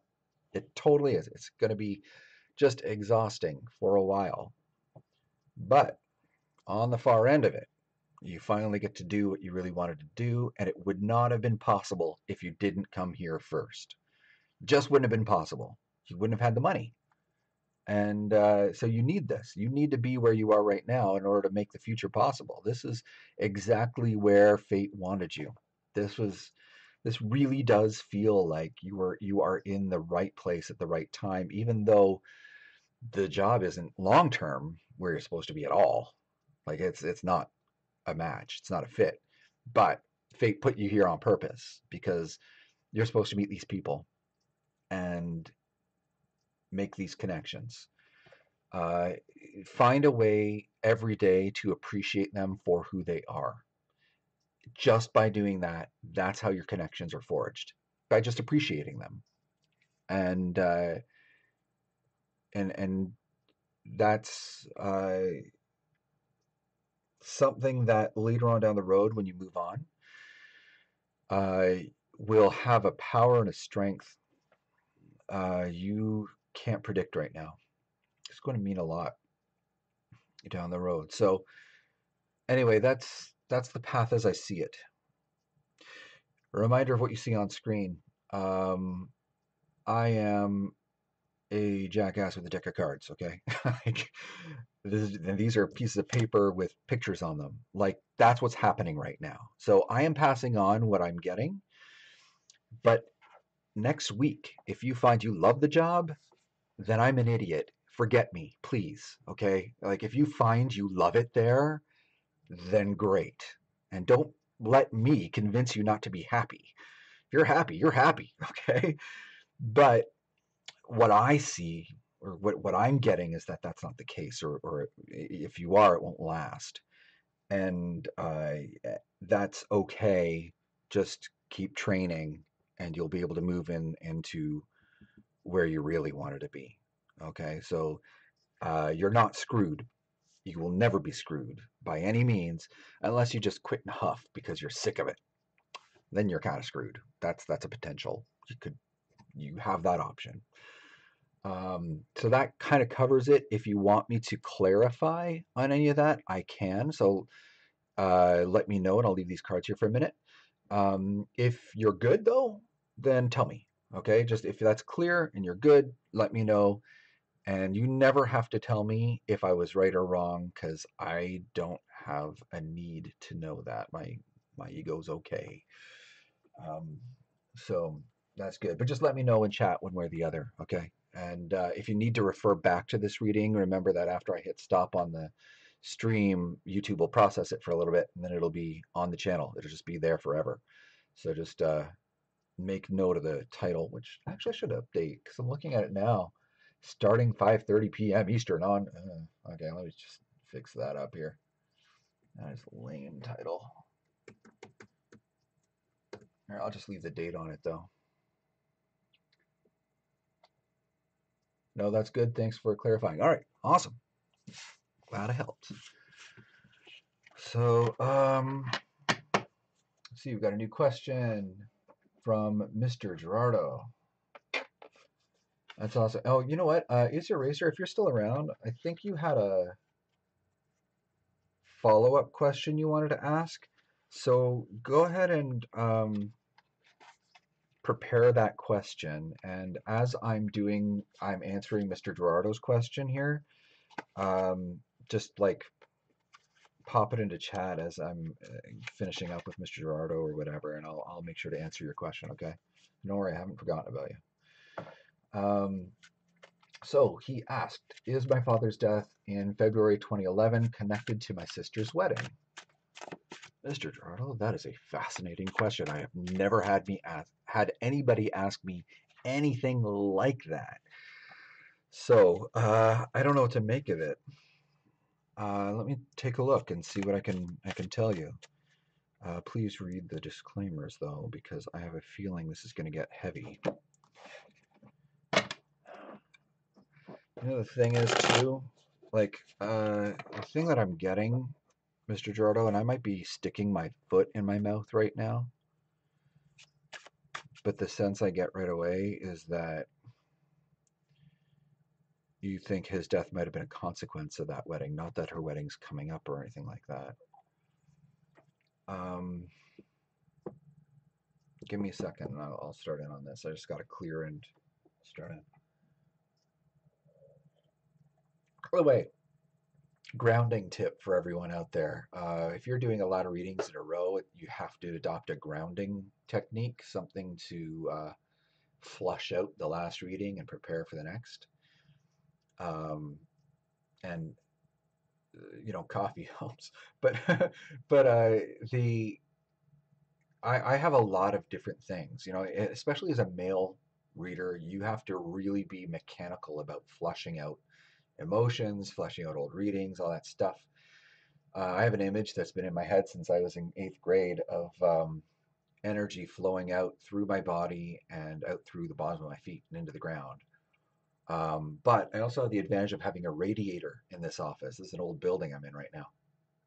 And so I get to reach over and touch the radiator and ground myself because all these pipes go way deep down into the ground. It's awesome.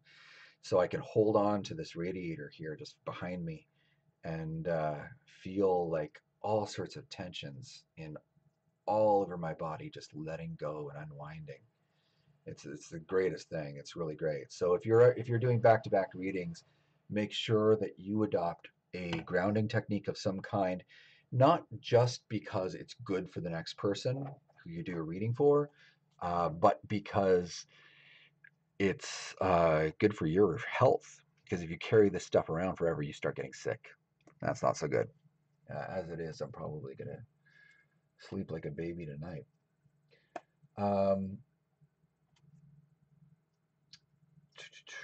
Mr. Rodro added, I had an aunt, cousin, and then my father died after the wedding. Okay, so I didn't stick my foot in my mouth. All right, good. Let's take a look and see. The one thing that came to mind to say to you right away was that if the wedding happened right after they died, it wouldn't have stopped the deaths from rolling. So likewise, the wedding having happened just before wasn't necessarily the cause. These things might be just two unrelated things. But I want to take your question seriously and not just assume that there isn't a relationship. Not that I've ever heard of that happening, but that doesn't mean I don't know everything. So let me look.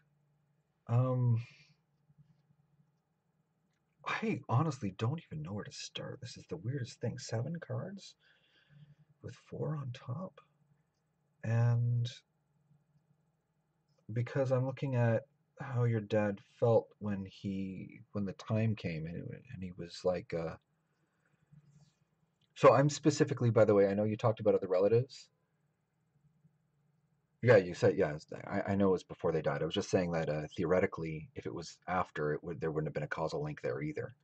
So let's just not assume a causal link, but let's look and see if there was. This seems to be this top thing is about what was going on with your dad as he finished up and moved on. Sorry, that's my euphemism for died. I should, it's how I look at it. It's just you finish up your business in this world, and it's time to move on. Um,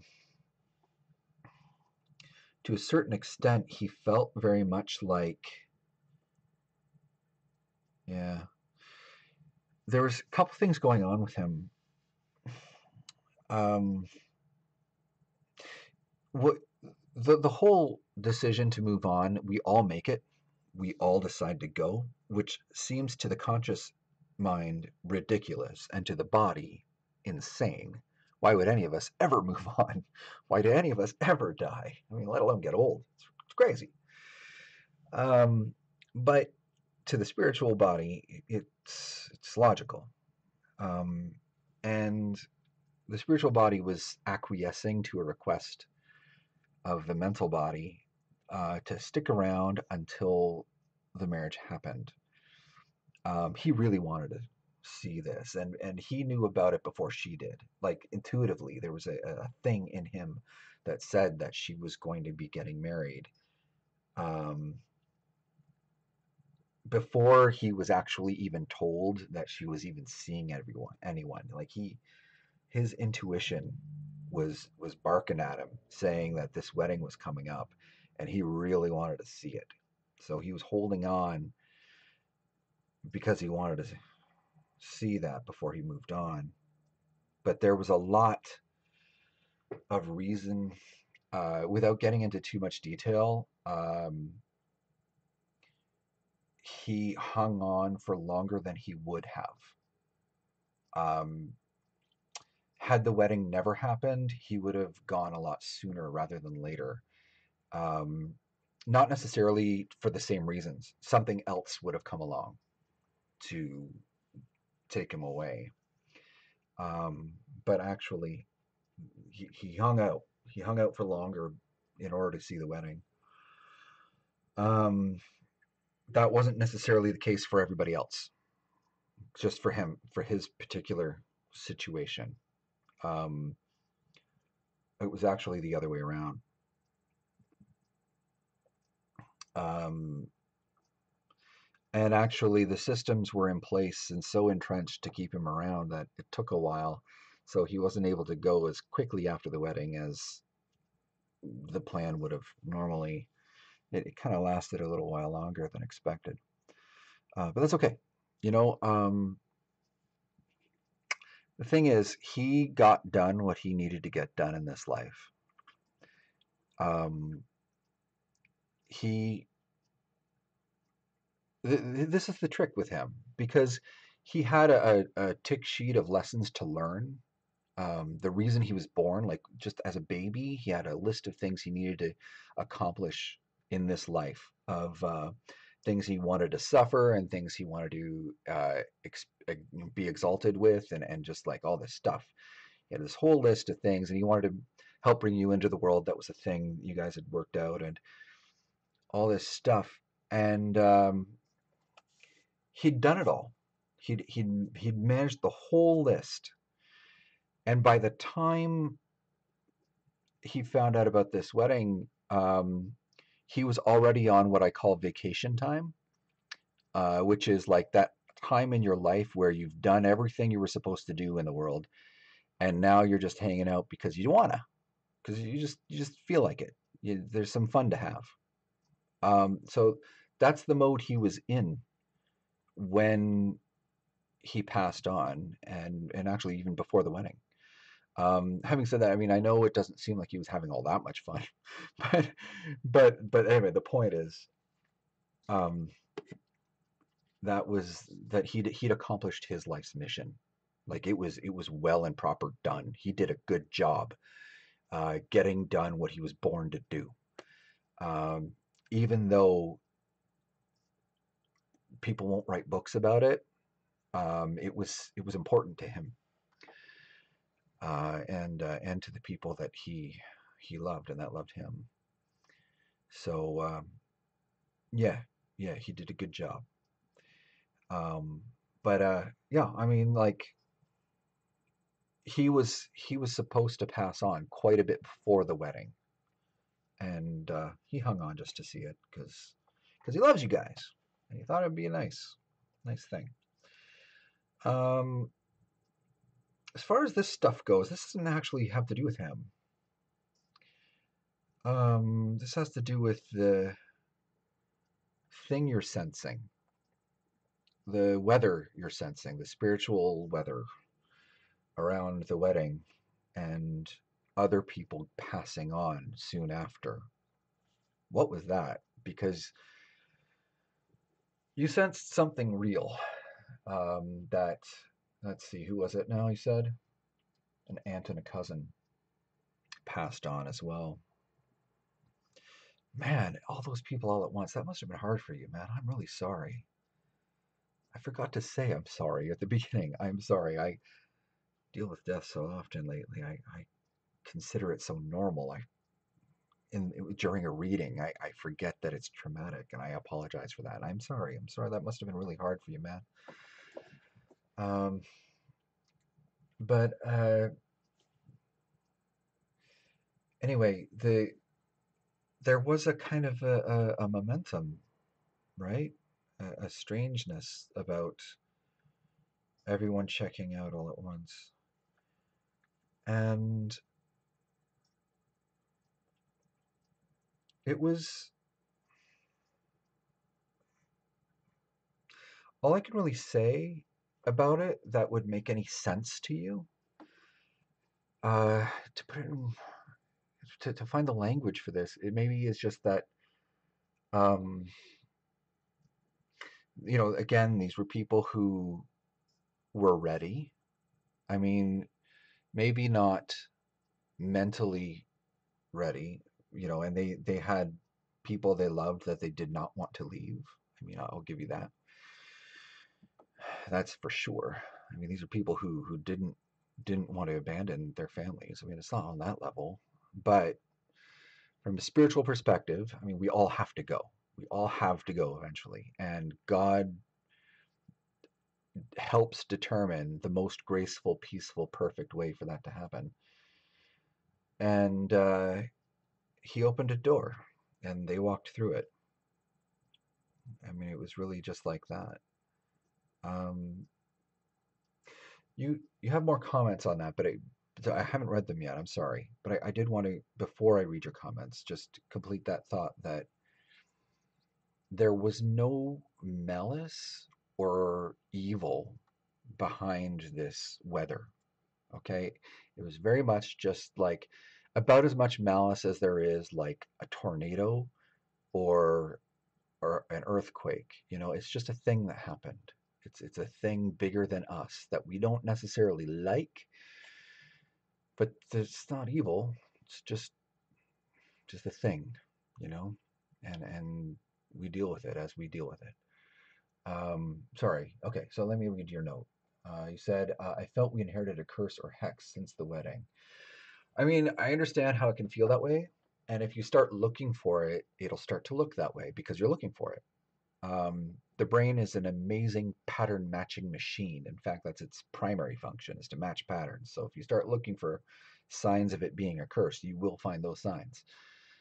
Um, but I do want you to look at it more like an ink blot than a specific picture. It just is what it is.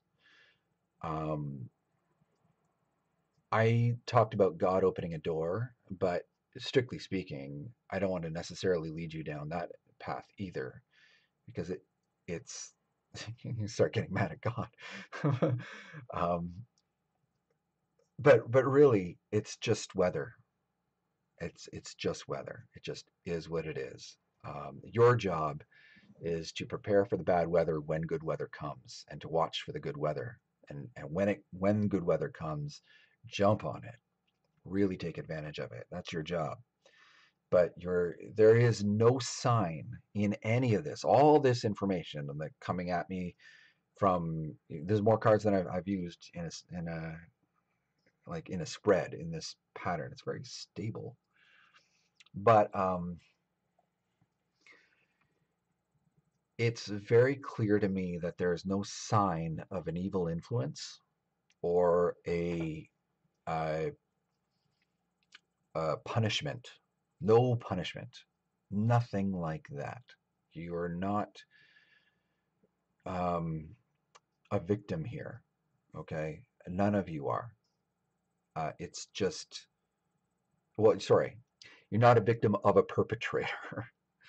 Sorry. I don't mean to belittle your suffering because you legit you are. This is not pleasant, but it's, in that same way of, like, if you were walking through a dark room and you stubbed your toe, the devil didn't do it. It's just what happened, you know. So it's on that level, and that's tough. It's maybe even harder to make peace with than a curse, because there's nobody to be angry at. So if you're angry, and part of grieving is getting angry, how can you not be? It's frustrating to have your whole worldview shattered. I mean, I've been through it a few times this year. Uh, Maybe I'll share. My grandmother passed this year, or last year. Well, I guess it's January now, right? Late last year. And that was not easy for me because she was very much a part of my life. And it's hard for me to understand a world without her. And yeah, anger is part of that. I spent a lot of time being angry. And you want to be able to aim that anger at something so that it'll go away. You say it's that thing's fault. All you can do is just surf. You can just take the experience for what it is, and mourn as best you can. Um, I am not the expert when it comes to dealing with this process, but what I would encourage you to do is to engage in the mourning process as a process, and to look into the mourning process, because there are experts in it, because we all have to deal with it eventually. Unfortunately, none of us are immortal, and so we have to deal with this fact of life, of people passing away. And we want to assign meaning to it because it is the biggest goddamn thing that's ever happened to us. It is. It's huge. These people are that mean everything to us are not here anymore. It must mean something. We want it to, because it's changed everything for us. But no, it really doesn't. It's just life's inevitability. And we have to make peace with it on that level. I kind of feel, Mr. Gerardo, like that has covered it.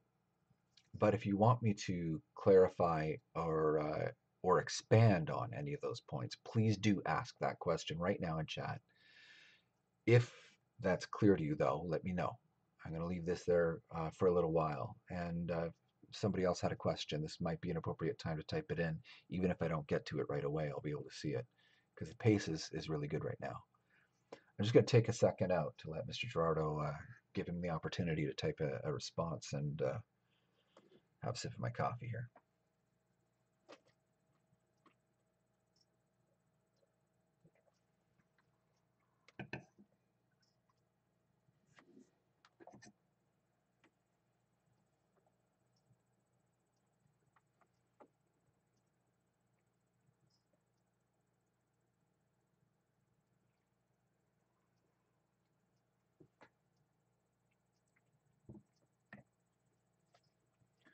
Let's see how it looks like here. Yeah, I'm gonna leave that on.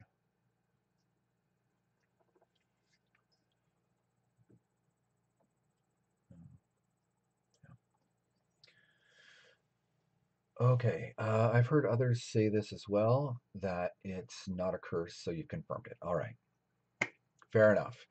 Mr. Toronto, I want to tell you as well one last little thing. If it was a curse, I'd have told you. I have had situations in the past where someone is in that peculiarity, or they're kind of being targeted by something or someone. It's rare, though. It's super, super, super rare. But I mean, if it was happening, I'd tell you. Don't worry. I don't. I'm not shy about it. It just is what it is. It is super, super rare. I do want to say to be really, really cautious of anyone who claims that you're cursed. It is the most cliche gypsy trick in the world to tell you you're cursed, but I can help you. Pay an extra $200 and you can have this blessed candle that will take your curse away.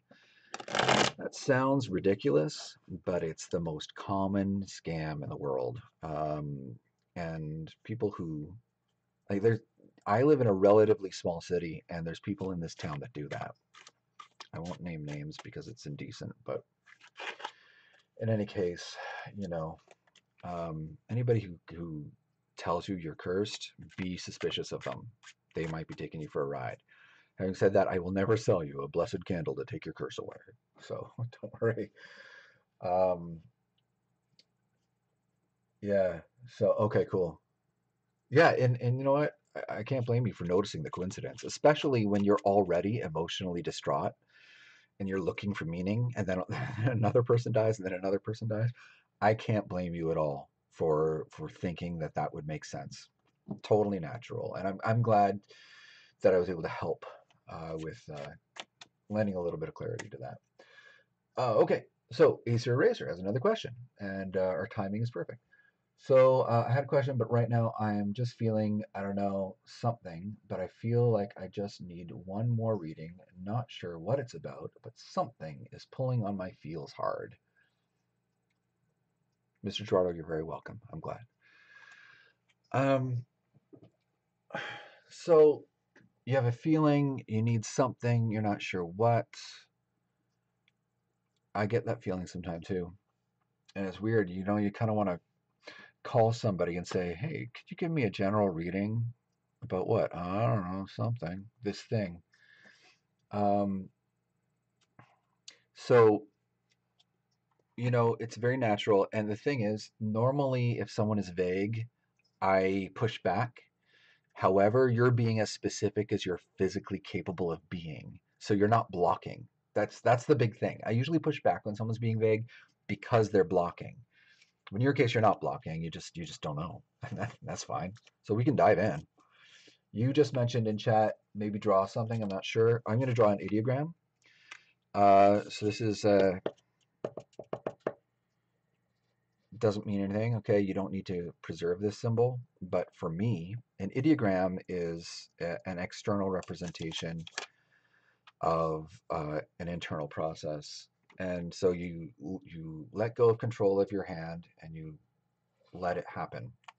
What you draw doesn't necessarily mean anything, but you use the ideogram from there to probe into the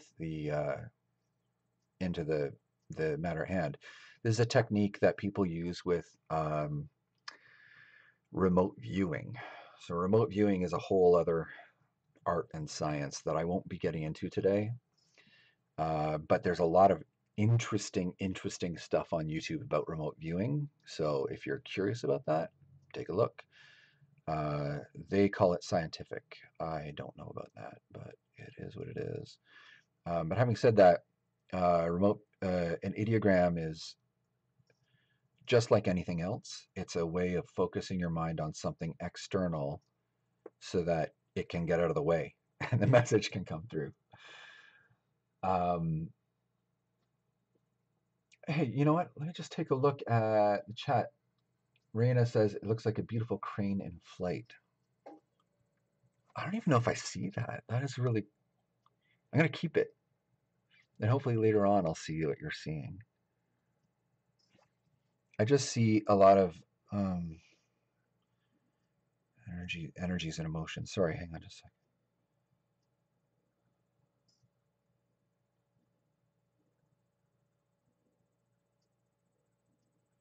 Sorry, I'm going. Just one sec, guys.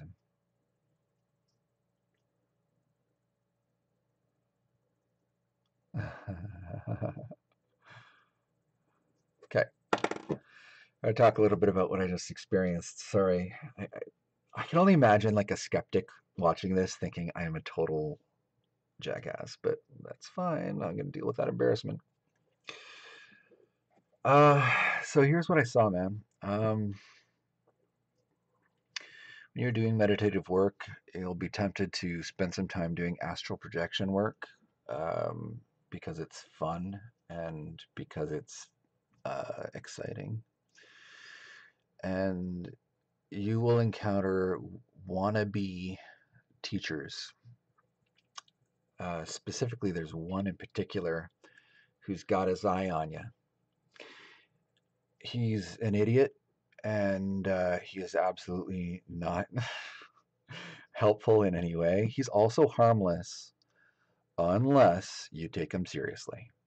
At which point, he will feed you a lot of fascinating bullshit. And it will be like, oh my God, man, that makes so much sense. But in the like stoner, it makes sense that like if you were sober, you would think, what, that's just a lot of doublespeak. But in the moment, it will be like poetic and symbolic and like, wow, that is so deep. This guy is going to open all the doors for me. He is going to blow my chakras wide open. And he will suck energy right out of you, all the while promising that he is the path to salvation and enlightenment and all the typical cult leader stuff. Um,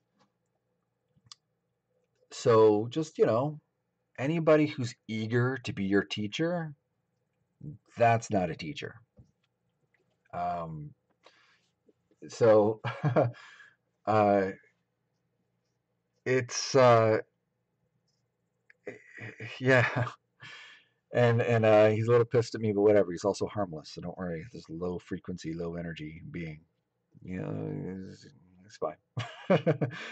um, most of the really the entities out there that would harm really are harmless unless you give them their energy. And the specific way they harm you is by feeding you a bunch of nonsense that you waste your time on and taking your energy away from you that you give them freely.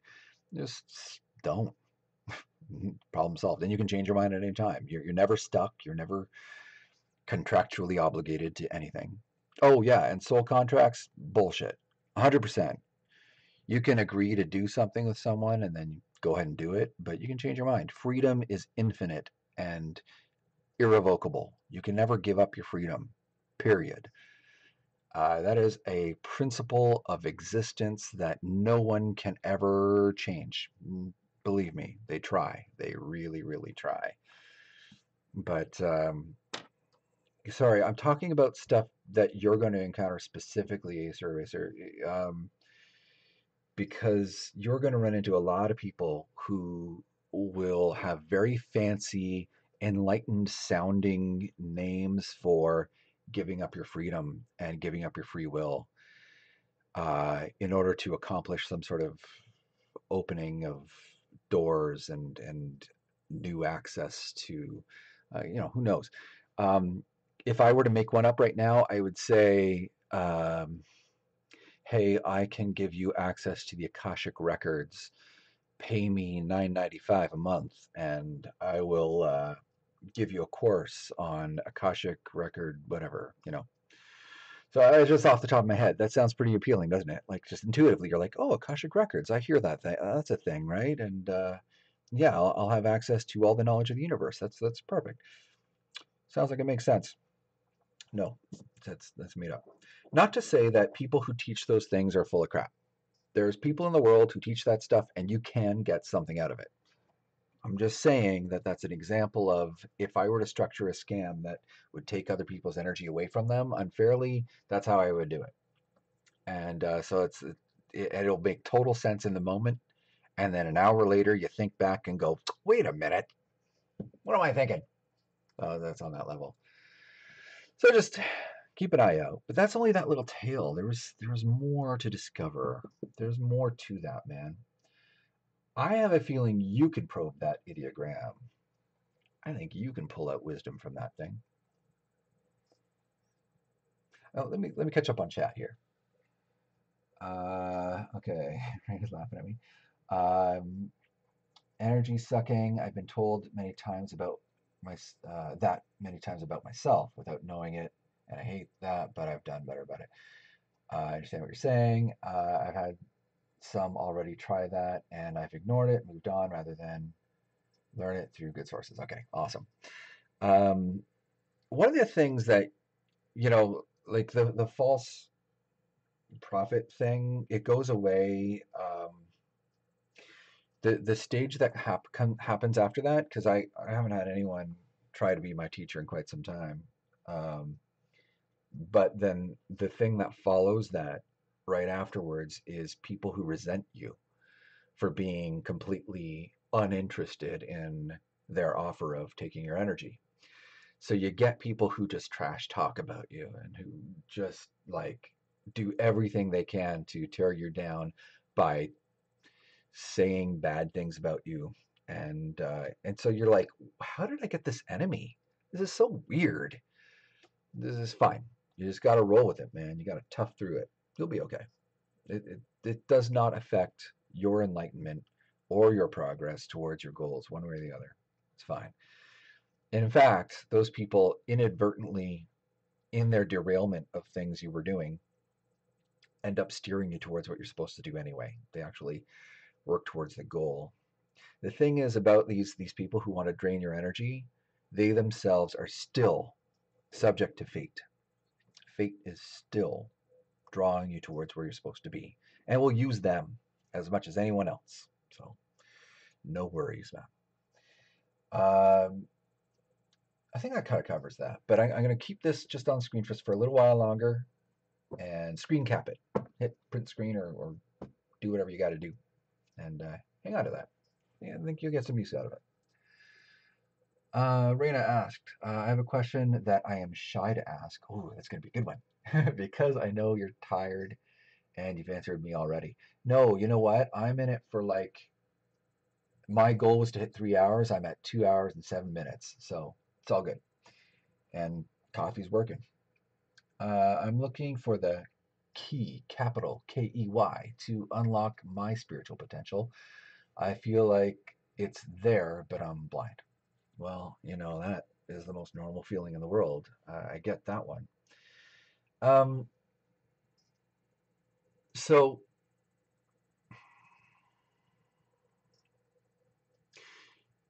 I want to just I'm going to do a full reading for you on this issue, Reina, because that's really interesting. Um, I'm going to circle around back to you, Acer. So just a second there. Um, but I want to sort of address something before I really get into your reading about that. And that's that we are subconsciously influenced by marketing. And marketing is constantly addressing, I have the answer to your problems. Here it is. There are books called The Key that say, here is the missing link, the thing you needed to make everything work. Law of attraction books are great on that. Hey, you know how law of attraction hasn't been working? Well, here's the key. I'm pretty sure at least one book called The Key, if not several. Um, so we get influenced by that way of thinking about progressing spiritually, and so that can hook into us, and we start longing for this thing that may or may not even exist. But we just like think, wow, that would be amazing if I could find the pill. For me, it was like a mental image of a glowing ball of light that if I could just find it, I could blow myself wide open and see everything. I need a second though. I want to do a full reading for you and really kind of look into expanding on this. I like this idea of a key as a symbol, like a literal key as a symbol. But I need a second. I'm gonna heat up the last of my coffee, and then I'll come back. So give me about 30 seconds to a minute, okay?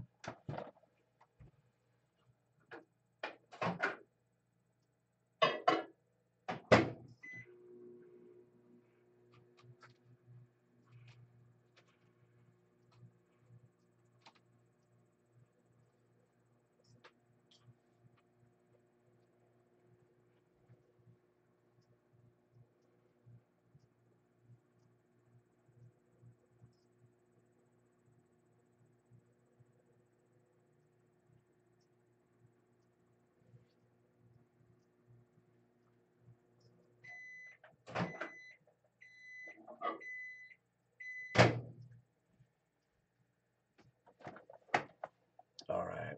So I'm gonna move this up here because I have a feeling I am going to see that crane tomorrow. When I come in, it'll be like the most obvious thing in the world. All right. How are we doing in chat here? Keys are sacred to me. It feels as if there are so many spheres surrounding me that there's something in common that links them all together to harmonize. I love that you use the word harmonize because that, for me, I am very auditory, which doesn't seem to be too common. I don't hear too many people talk about sound. But for me, like when I was probing the ideogram, for instance, it was very much the sounds and um, chords coming through that symbolized things that made it all come together, especially the texture of the space that that being was living in had a certain vibration. I don't know. Anyway, um, let's see.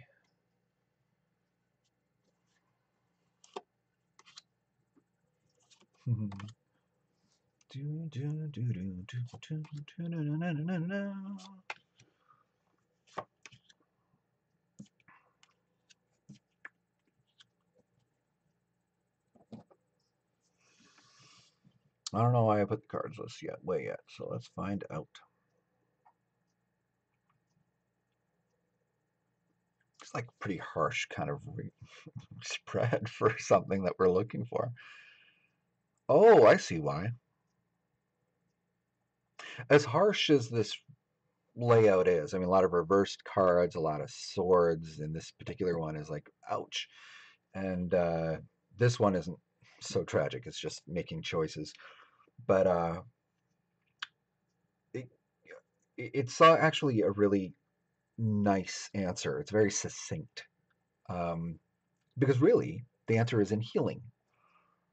The key, your key, is in resolving a lot of the hurts that you're carrying around and making peace with some of the bad things that have happened, the embarrassing things, and the abuses.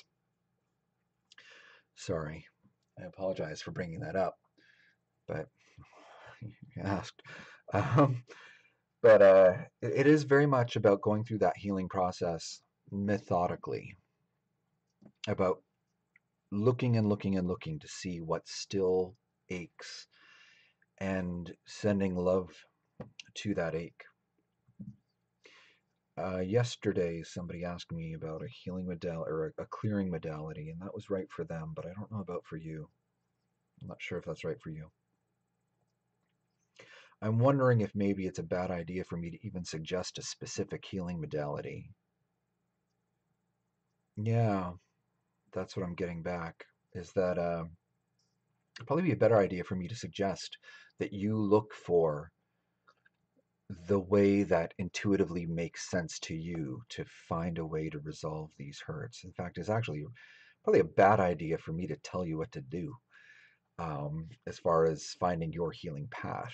It needs to make sense to you and feel right to you and be in your own time as well, in the order that you feel is right.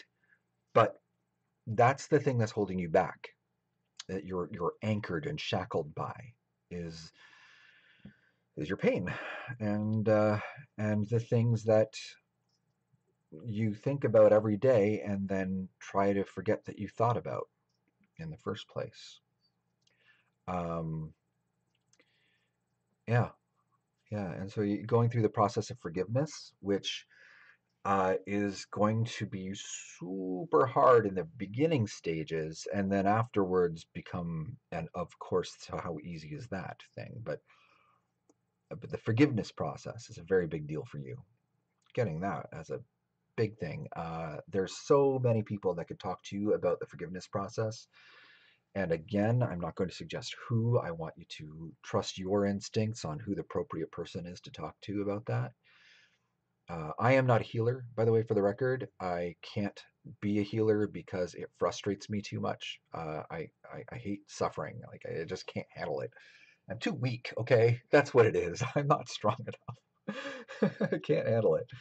Um, but uh, but yeah, but looking for healing and considering healing to be a process, not a button that you push and go healed. It doesn't. It's not like that. You know. But yeah, exploring that and to try and find as many levels as possible. Sorry, out of the corner of my eye, I just noticed that chat's like going, and I'm like, I'm sorry, I can't look right now. I'm really on this right now. Uh, to recognize healing on its various levels. Forgive my handwriting. So it's physical, it's mental, it's emotional, it's spiritual. And the reason we're pointing this out is because there will be a temptation to say, I have an ache and this is the solution I am picking. But you really should probably go to someone who's an expert over here. I'm using this as an example, by the way. I am not pointing you at specific things and saying you have a spiritual problem that you should address physically. I'm not saying that. I'm just saying that get these need to be addressed individually. Okay, and um, it's important to do the work of asking yourself, is there something that I should find an expert in physical healing for? Is there something that I should find an expert in mental healing for? Is there something I should find an emotional healer for? Is there something I should find a spiritual healer for? And to recognize these things as separate, uh, not in reality, but in the practicality. Like, for all practical purposes, the healing techniques involved are different. Um, not, I mean, in reality, it all is one. Of course, it's all one. But if you really want to heal, it's easier, it's more practical to find specialists who work in these different areas, and to never assume that you already know where your problem lies. It takes probing. I'll be vulnerable and give an example from my life. When I was younger, uh, I had major emotional problems that I assumed were the world's fault. I was reacting to the world. I was so depressed, so depressed, and I assumed that was everyone's fault. I mean, there must be a reason. Well, you don't just become depressed for no reason. And I mentally worked through it and worked through it, looked for reasons. I had a pretty good brain, but I couldn't find, I came up with reasons because I couldn't find them. This must be doing it. That must be doing it. Spiritually, I was in pretty good shape. I was going to a good church at the time. I was going to church at the time. So then one night, I hadn't eaten just all day. It's the way it kind of shook out. It was one of those weird days where I didn't end up eating all day. And that day, I felt more depressed than I ever had in my entire life. I felt so sad that I could not imagine a scenario that would account for that depth of sadness. If everyone I knew was tortured and killed in front of me, it still couldn't make me this sad. I was just suffering so much. And I stopped off for pizza and I felt so happy all of a sudden. And I was with my mom at the time. And I went, Mom, I think there's something wrong with me. and and we found out, yes, I chemically, there was like, it was related to a kidney problem I had. Things were going wacky. And I had to work through the process of going to psychiatric help. It turns out, yes, physically there's something going on. Chemically, I was able to take supplements for a while, which I don't take anymore, and I'm fine. Like I had to worry about it for about 5 years. Just worked through it, and I'm okay now. But had I never done that, to this day, I'd be a wreck. you know. So so it's really important to address these things separately and to seek out people who know about these things and to get their input on it, um, and to never assume that you've already got it nailed. That if you go to a spiritual healer and you're not getting any traction at all, maybe it's time to look at it on a different level. If you think that, and you know what, it works the other way too. If you have a physical issue, sometimes it's actually mental. That that problem with your hip is really just you wanting to feel loved. you know, like it can be like that. So I looking at it from different angles. When one thing doesn't work, try something different. And that's the thing, is to try and see things from different perspectives over time.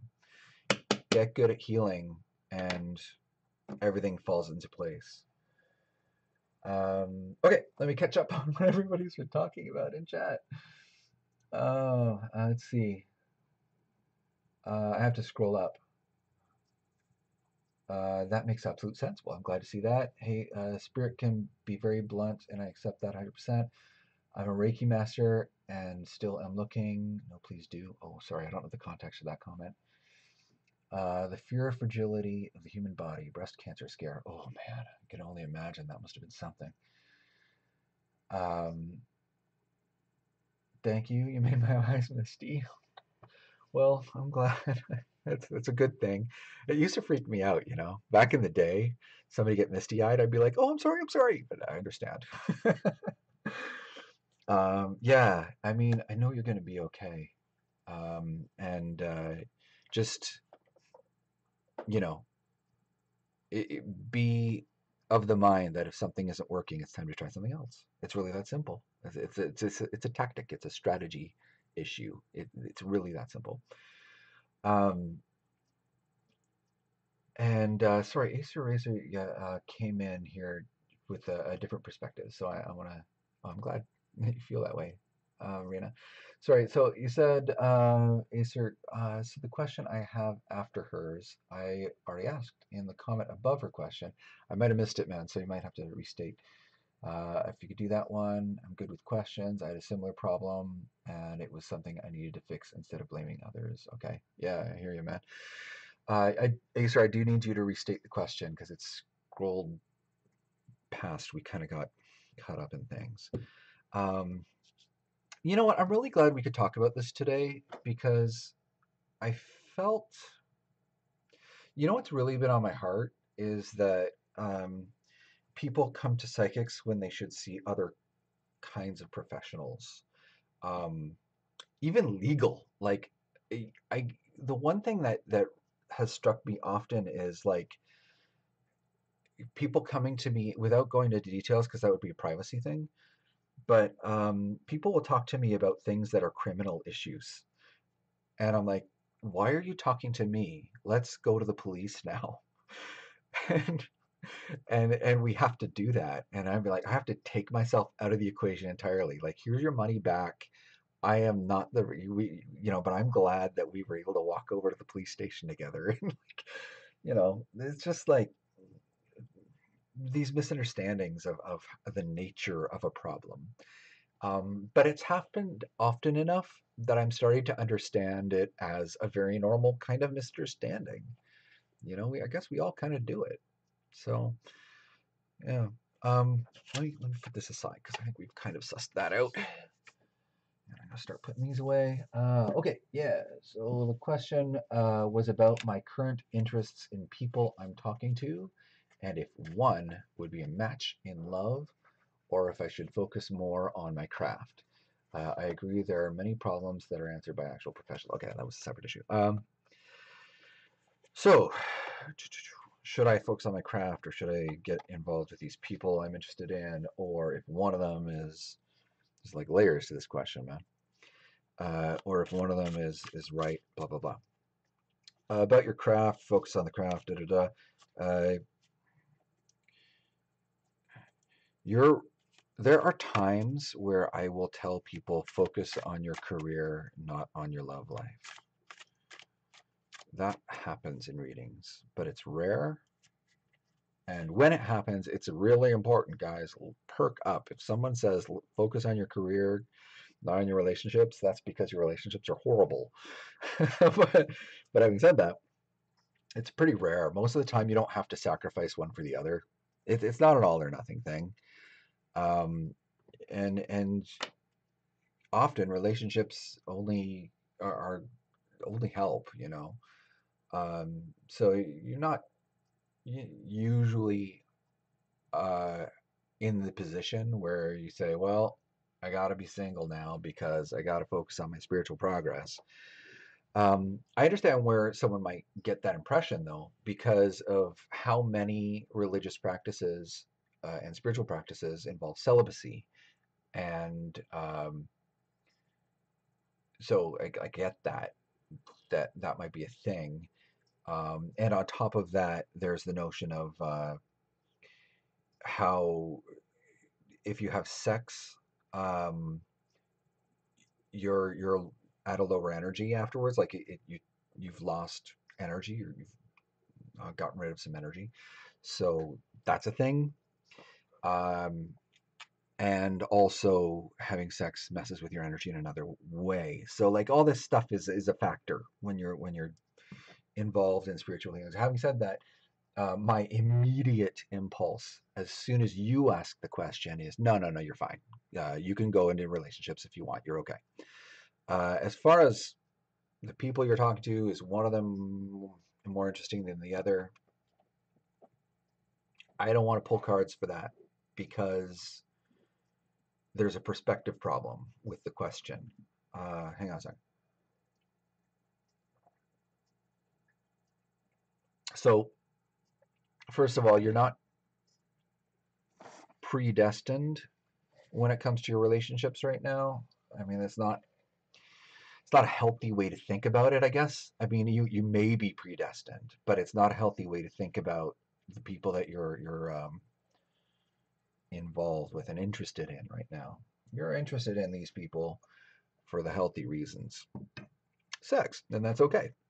Um, but having said that, like you also like them, and the thing you need to focus on right now is like getting to know them and making that a job to get to know them, like something that you're going out of your way to do, because beyond what's um, fated, which by the way you don't have any control over anyway, so it's you don't have to worry about it. But beyond what's fated, uh, it's important for from a health perspective to start learning how to get interested in people and find a way to relate to them on that level. So yeah, it's respect, right? So love is one of those things that happens as a consequence of your appreciating people for who they are. So spend your time getting to know people and really getting into what their experiences are of life. And everything falls into place at that point. But it's really important that you not uh, look at it from a transactional perspective, like which one of these people can give me love, because that's transactional perspective. And once you fall under into that trap, you stop appreciating them for who they are as human beings, and that's super unhealthy. So you want to spend your time getting to know them as human beings and really appreciating their perspectives on things and finding out what you can learn from them, and then let love happen when it happens. Try not to take too much control, because do have the uh, you do have the ability to screw that one up if you're able to, if you want. Um, but if you put your intentions in, like learning from them, you get everything you need. All right, let's find out what awful things I might have said. I'm gonna catch up on comments. Last one was 2 years, and I walked in on them with another person. Oh, that's harsh. So it's been years since, and I've done the job thing, but what about my spiritual versus love? We'll see. Again, yeah, there's no conflict. Um, but how about more focused on love soon to find a way back into life? Well, I mean, again, like if you want love, just start to learn to appreciate people for who they are, whether or not they're a romantic interest. Okay, just every person. Um, and you'll avoid this potential of walking in, of betrayal, because you'll really know people at that point. But man, that's harsh. I mean, sorry, man. Um, so it's one of those things where somebody was asking me the other day about this. What was it? Okay, you know what? I have a strategy for you, a specific one. Hang on a second though, because I need a second. Just one second.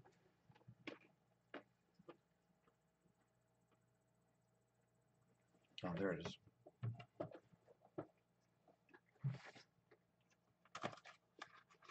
I'm gonna light some incense.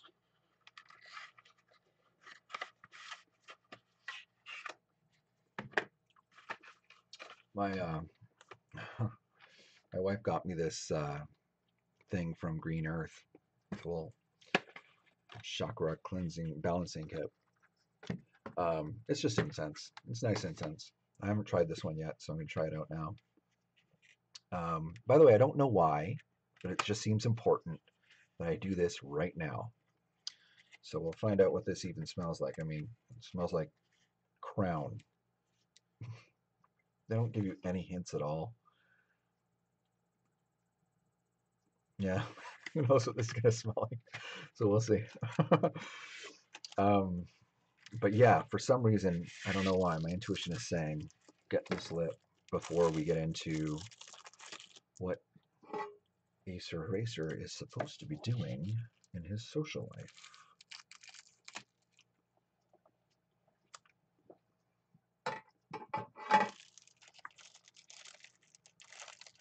I'm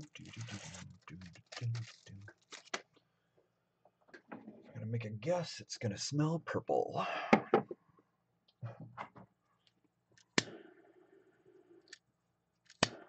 These things don't lit.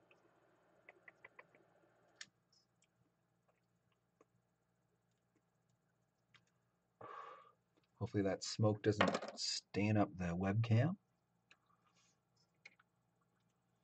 Oh, that's unexpected. It smells really nice. I thought it was going to be lavender. I just assumed lavender, but oh, I don't know what that is. I can't put my finger on it.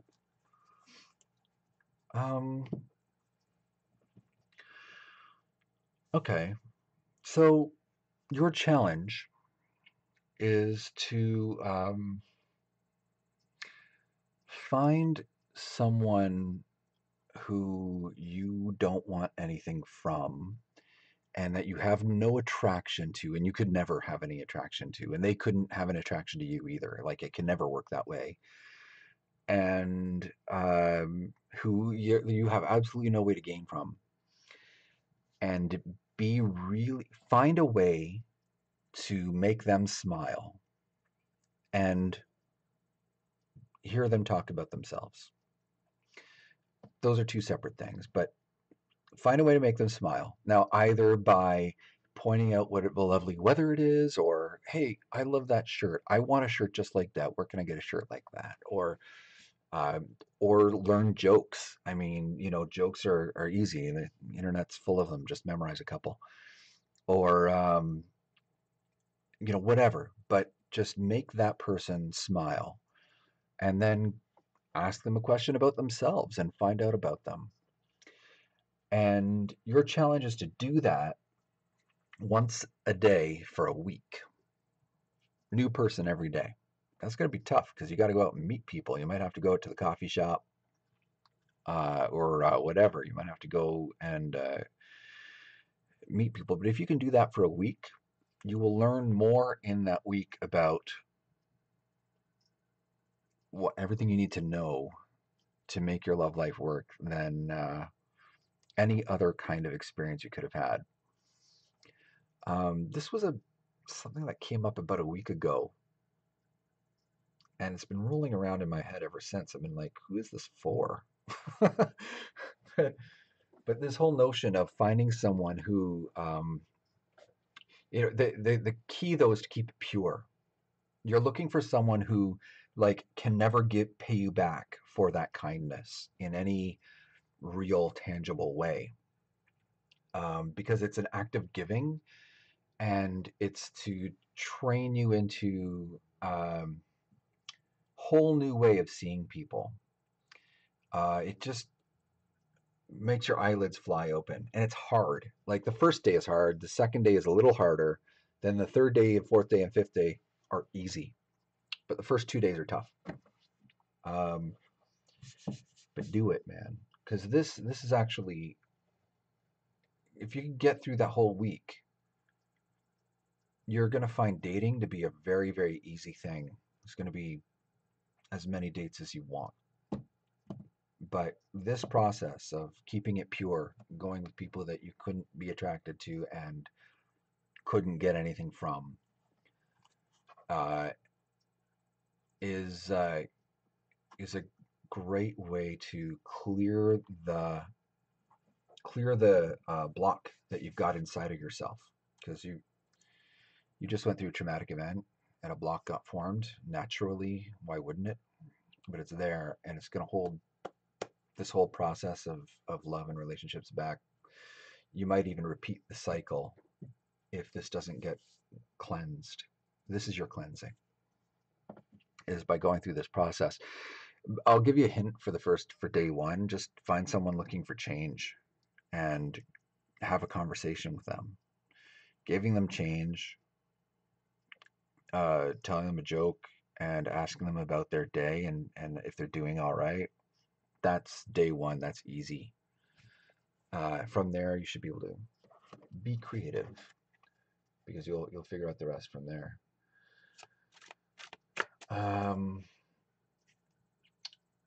So to anybody else watching,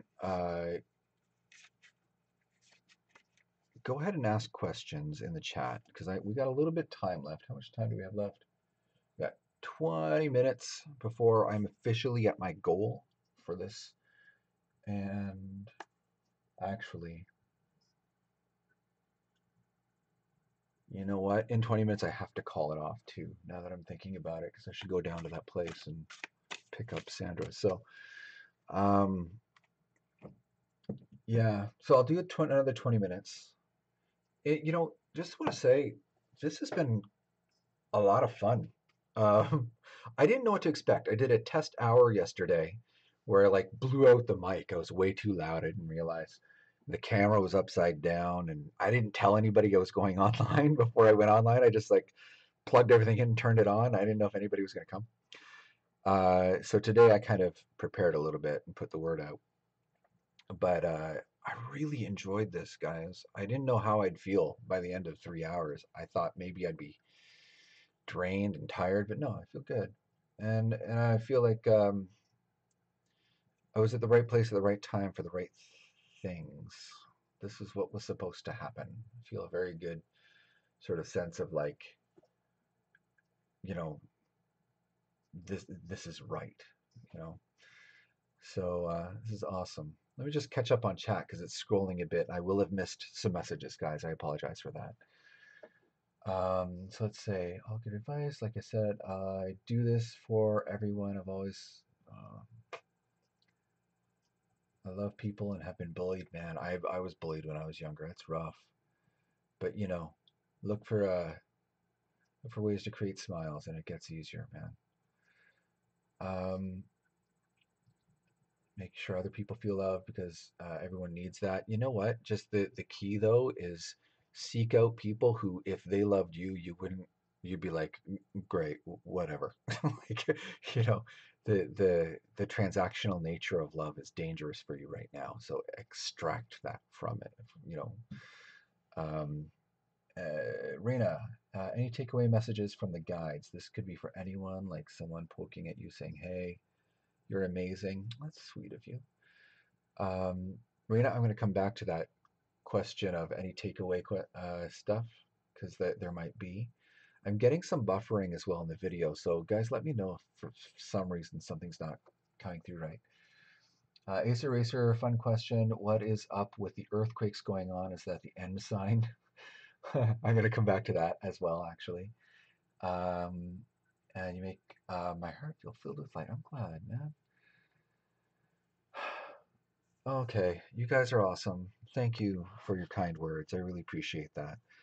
Um, yeah, I want to talk about two things at once, actually, because you both inadvertently asked the same question and you didn't realize it.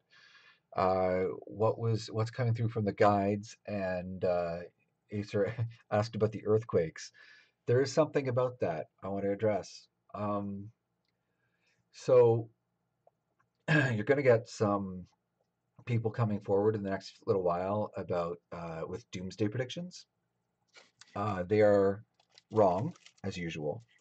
Uh, one thing that you're going to find as you start getting into this is that, oh, that's probably making a little racket on the mic. Sorry. Um, there's always someone predicting that the world's about to end. It never stops. There's always, always, always a prediction in the works, and they'll have like all sorts of rationales. Well, this person who's right about everything says, you know, it never ends, and they're always wrong. The thing is about them being wrong, though, that they might have been right. What do I mean by that? Well, time's an illusion, and I suspect that in a certain dimension, in some world somewhere, the world really did end. And so somebody went back in time and fixed it. And we're all okay. Um, but the one thing I really want to bring to your attention is the earthquakes. Um, earthquakes are caused by two things at once. They're caused by magma underneath the surface of the earth, and they're caused by solar activity, which, believe it or not, has a really, really strong effect on what happens below the surface of the earth. They change the way the magnetosphere works around the world, and that in turn dramatically affects the flow of magma, which affects earthquakes, creates earthquakes. So if we get hit by solar flares, sunspots, that kind of activity that's Earth facing, you get earthquakes. So that's why a lot of sun worship and that end of things totally made sense because that stuff really does affect us in a very practical way. Um, if you want to know what's coming up, uh, go look at. Oh God, it has been so long since I remember. Suspicious Observer. I'm going to write it down guys, you're gonna have to do a little searching because I'm gonna misspell this or miss something, but I think it's called suspicious observer. I'm pretty sure that that's a zero instead of an O. And they have a YouTube channel and they do daily observations of the sun. Here's the thing about them: super scientific, and regularly put the fear in you that the world is coming to an end, despite everything. And I started talking about doomsayers, okay, and how there's always a psychic telling you the world's about to end. Well, these scientists will do the same thing because at any given point, the sun could send a flare soaring out to Earth, scorch us, and we're all gone. And it has regularly sent out flares that could do that if they were aimed in our direction. But for some reason, that was weird. For some reason, there's something called the Earth quiet effect, or Earth facing quiet effect. Shoot, I think I'm saying that wrong. But anyway, the Earth facing quiet effect. So you'll get a storm of sunspots coming in that, if they were facing the world, would knock out all our satellites. And then they all go quiet while they're facing us, and then they act up again. Doesn't always work out that smoothly, but it often does. And it's like, how? How is that happening? This is one of those cases where I'm not going to give you an answer. I have 5 answers, and each one of them is equally likely. But I'd rather give you a mystery than an answer. Not really important for us to know. So check these guys out if I'm right about the name, and I think I am. It's been years. I used to be addicted to watching the solar forecast for the day to see what was going on. Still love that stuff. Oh,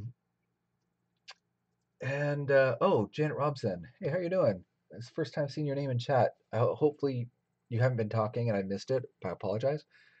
You're asking how to connect more to your higher self. Janet, I have officially, as of right now, 12 minutes left. Nope, 13 minutes. I did my math wrong. In my reading, and it's all yours. This is all about you, Janet. Apologize for stuffing a almond in my mouth. I didn't eat dinner. But let's find out. Oh, Raina, you're calling it tonight? All right. Well, thanks for hanging out. And yeah, hit the bell on the thing so you know, because I honestly don't know when I'm going to be able to do this next. Hopefully a lot more, but we'll see. But yeah, have a good night. Oh, Acer, you're taking off too. No problem. Yeah. Yeah, or just subscribe. I'd love to see you in chat again. Thank you. Take care. All right, Janet, how you can connect to your higher self. See, I can give you generic advice, a ton of it, but you came here for reading. Let's do that.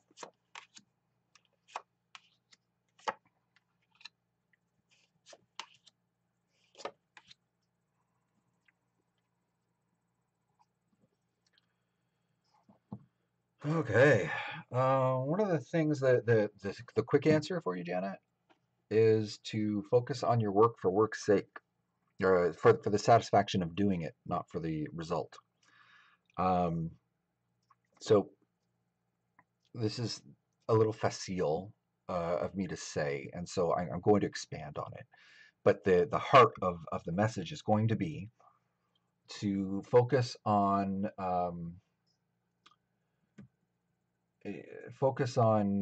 the joy of of what you're doing, rather than the results that process brings.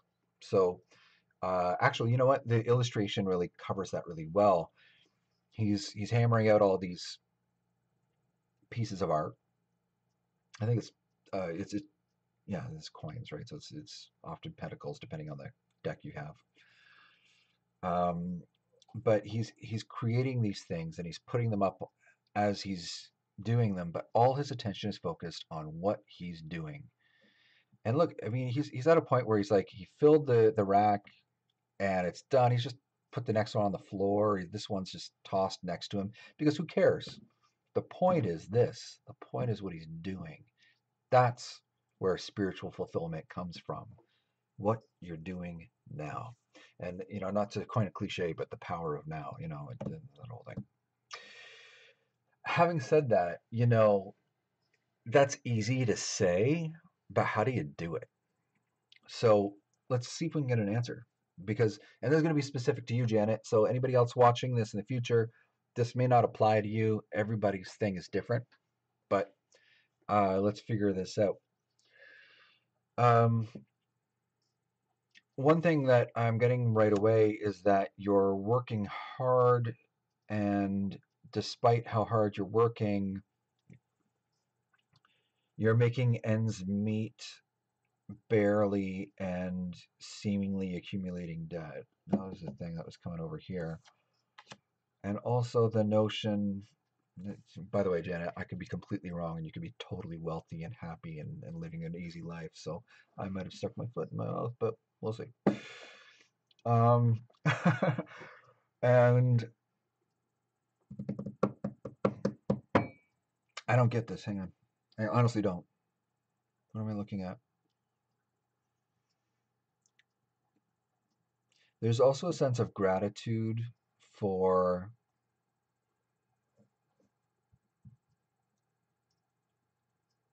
the work that others have done on your behalf, for the support that you've been given so far, which is not how I would normally interpret that at all. But in your particular case, this is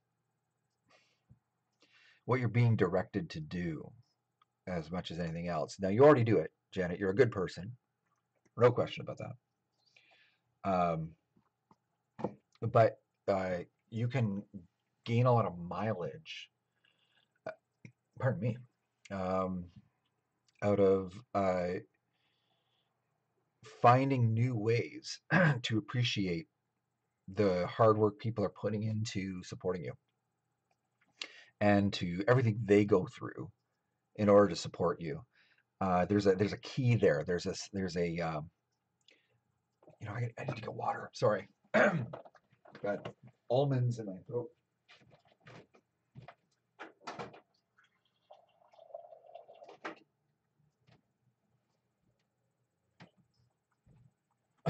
That's better.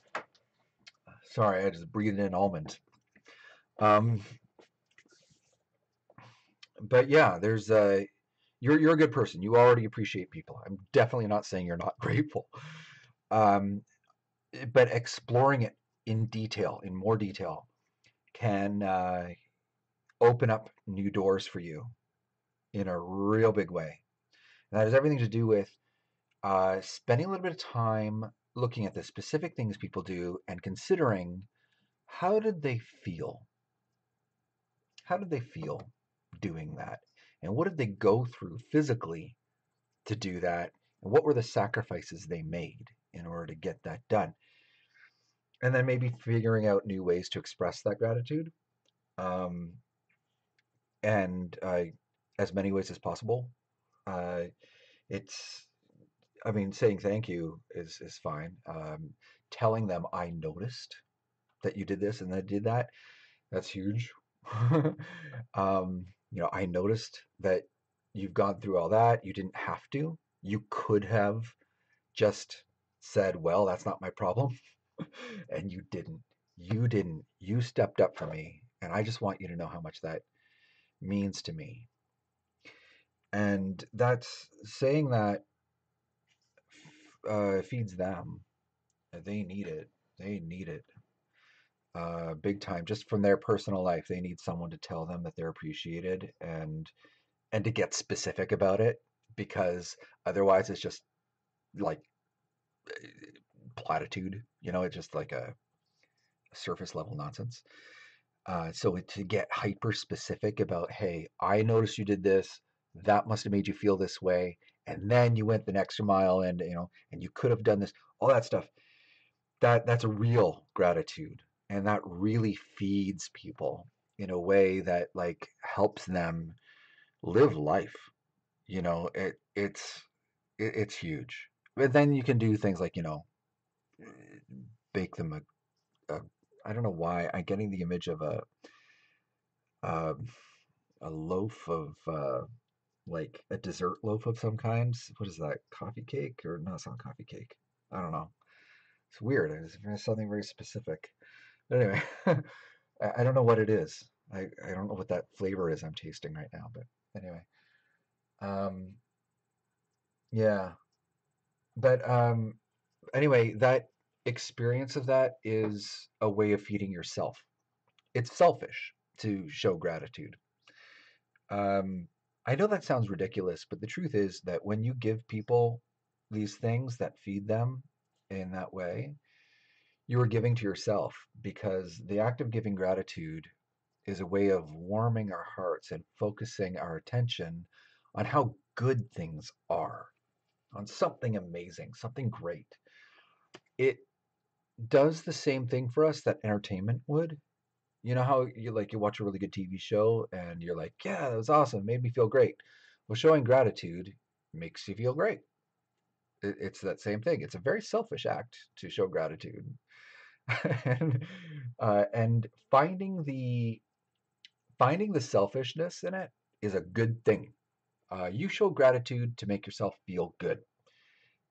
Be like selfish about it. Like seriously, say I need to feel better about my day. My day sucked. Who could I call to tell them they're awesome? Like, seriously, that's fine because you need to feel good. So that'll make you feel good. And what's great about it is you could be like you could own it, and still it's okay. You can't get it wrong. You can't screw up gratitude unless it's a backhanded compliment, which is dangerous, but still, yeah, don't do that. You know what? There's stuff in chat. I should catch up with what you've been saying. I apologize. One sec. I do feel I do this already, but also, well, of course you do, Janet. Of course you do. But also, I support others a lot and find it this overwhelming. Yes, I really agree with this. I make scones all the time. My grandson, that's awesome. It's the best way to get the best out of people. Act as if, you know, there's that. But there's also a line you need to draw because you're carrying more. So there's a difference between showing gratitude and taking on other people's crap. Um, this wasn't about money necessarily, okay? This whole notion here of uh, working really hard, barely maintaining, and accumulating debt can be an entirely emotional metaphor. Especially from what you're saying here, this whole notion of, and by the way, I can be wrong about things sometimes, but this whole notion of having to listen to people bitch about their lives, that's not you showing gratitude. That's you listening to them bitch. That's very different. It's a very different thing. It's separate entirely. So if you can't handle that, you don't have to handle that. Like you really don't have to. If you're out of energy, you're out of energy. And just say, I'm sorry, I have to get off the phone now. And like, I'm sorry, no, it's somebody at the door. I gotta go. Believe me, they will find someone else to bitch to. You are not the only person they can bitch to. Yeah, yeah, they'll say you're the only one who listens, but they'll find someone.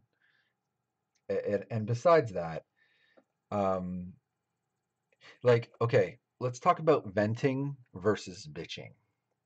They're almost the same thing, and there's some bleed over. Sometimes you need to vent.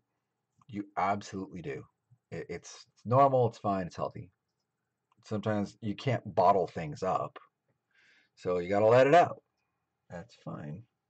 And sometimes you need a sounding board. It's great to know someone's there to listen.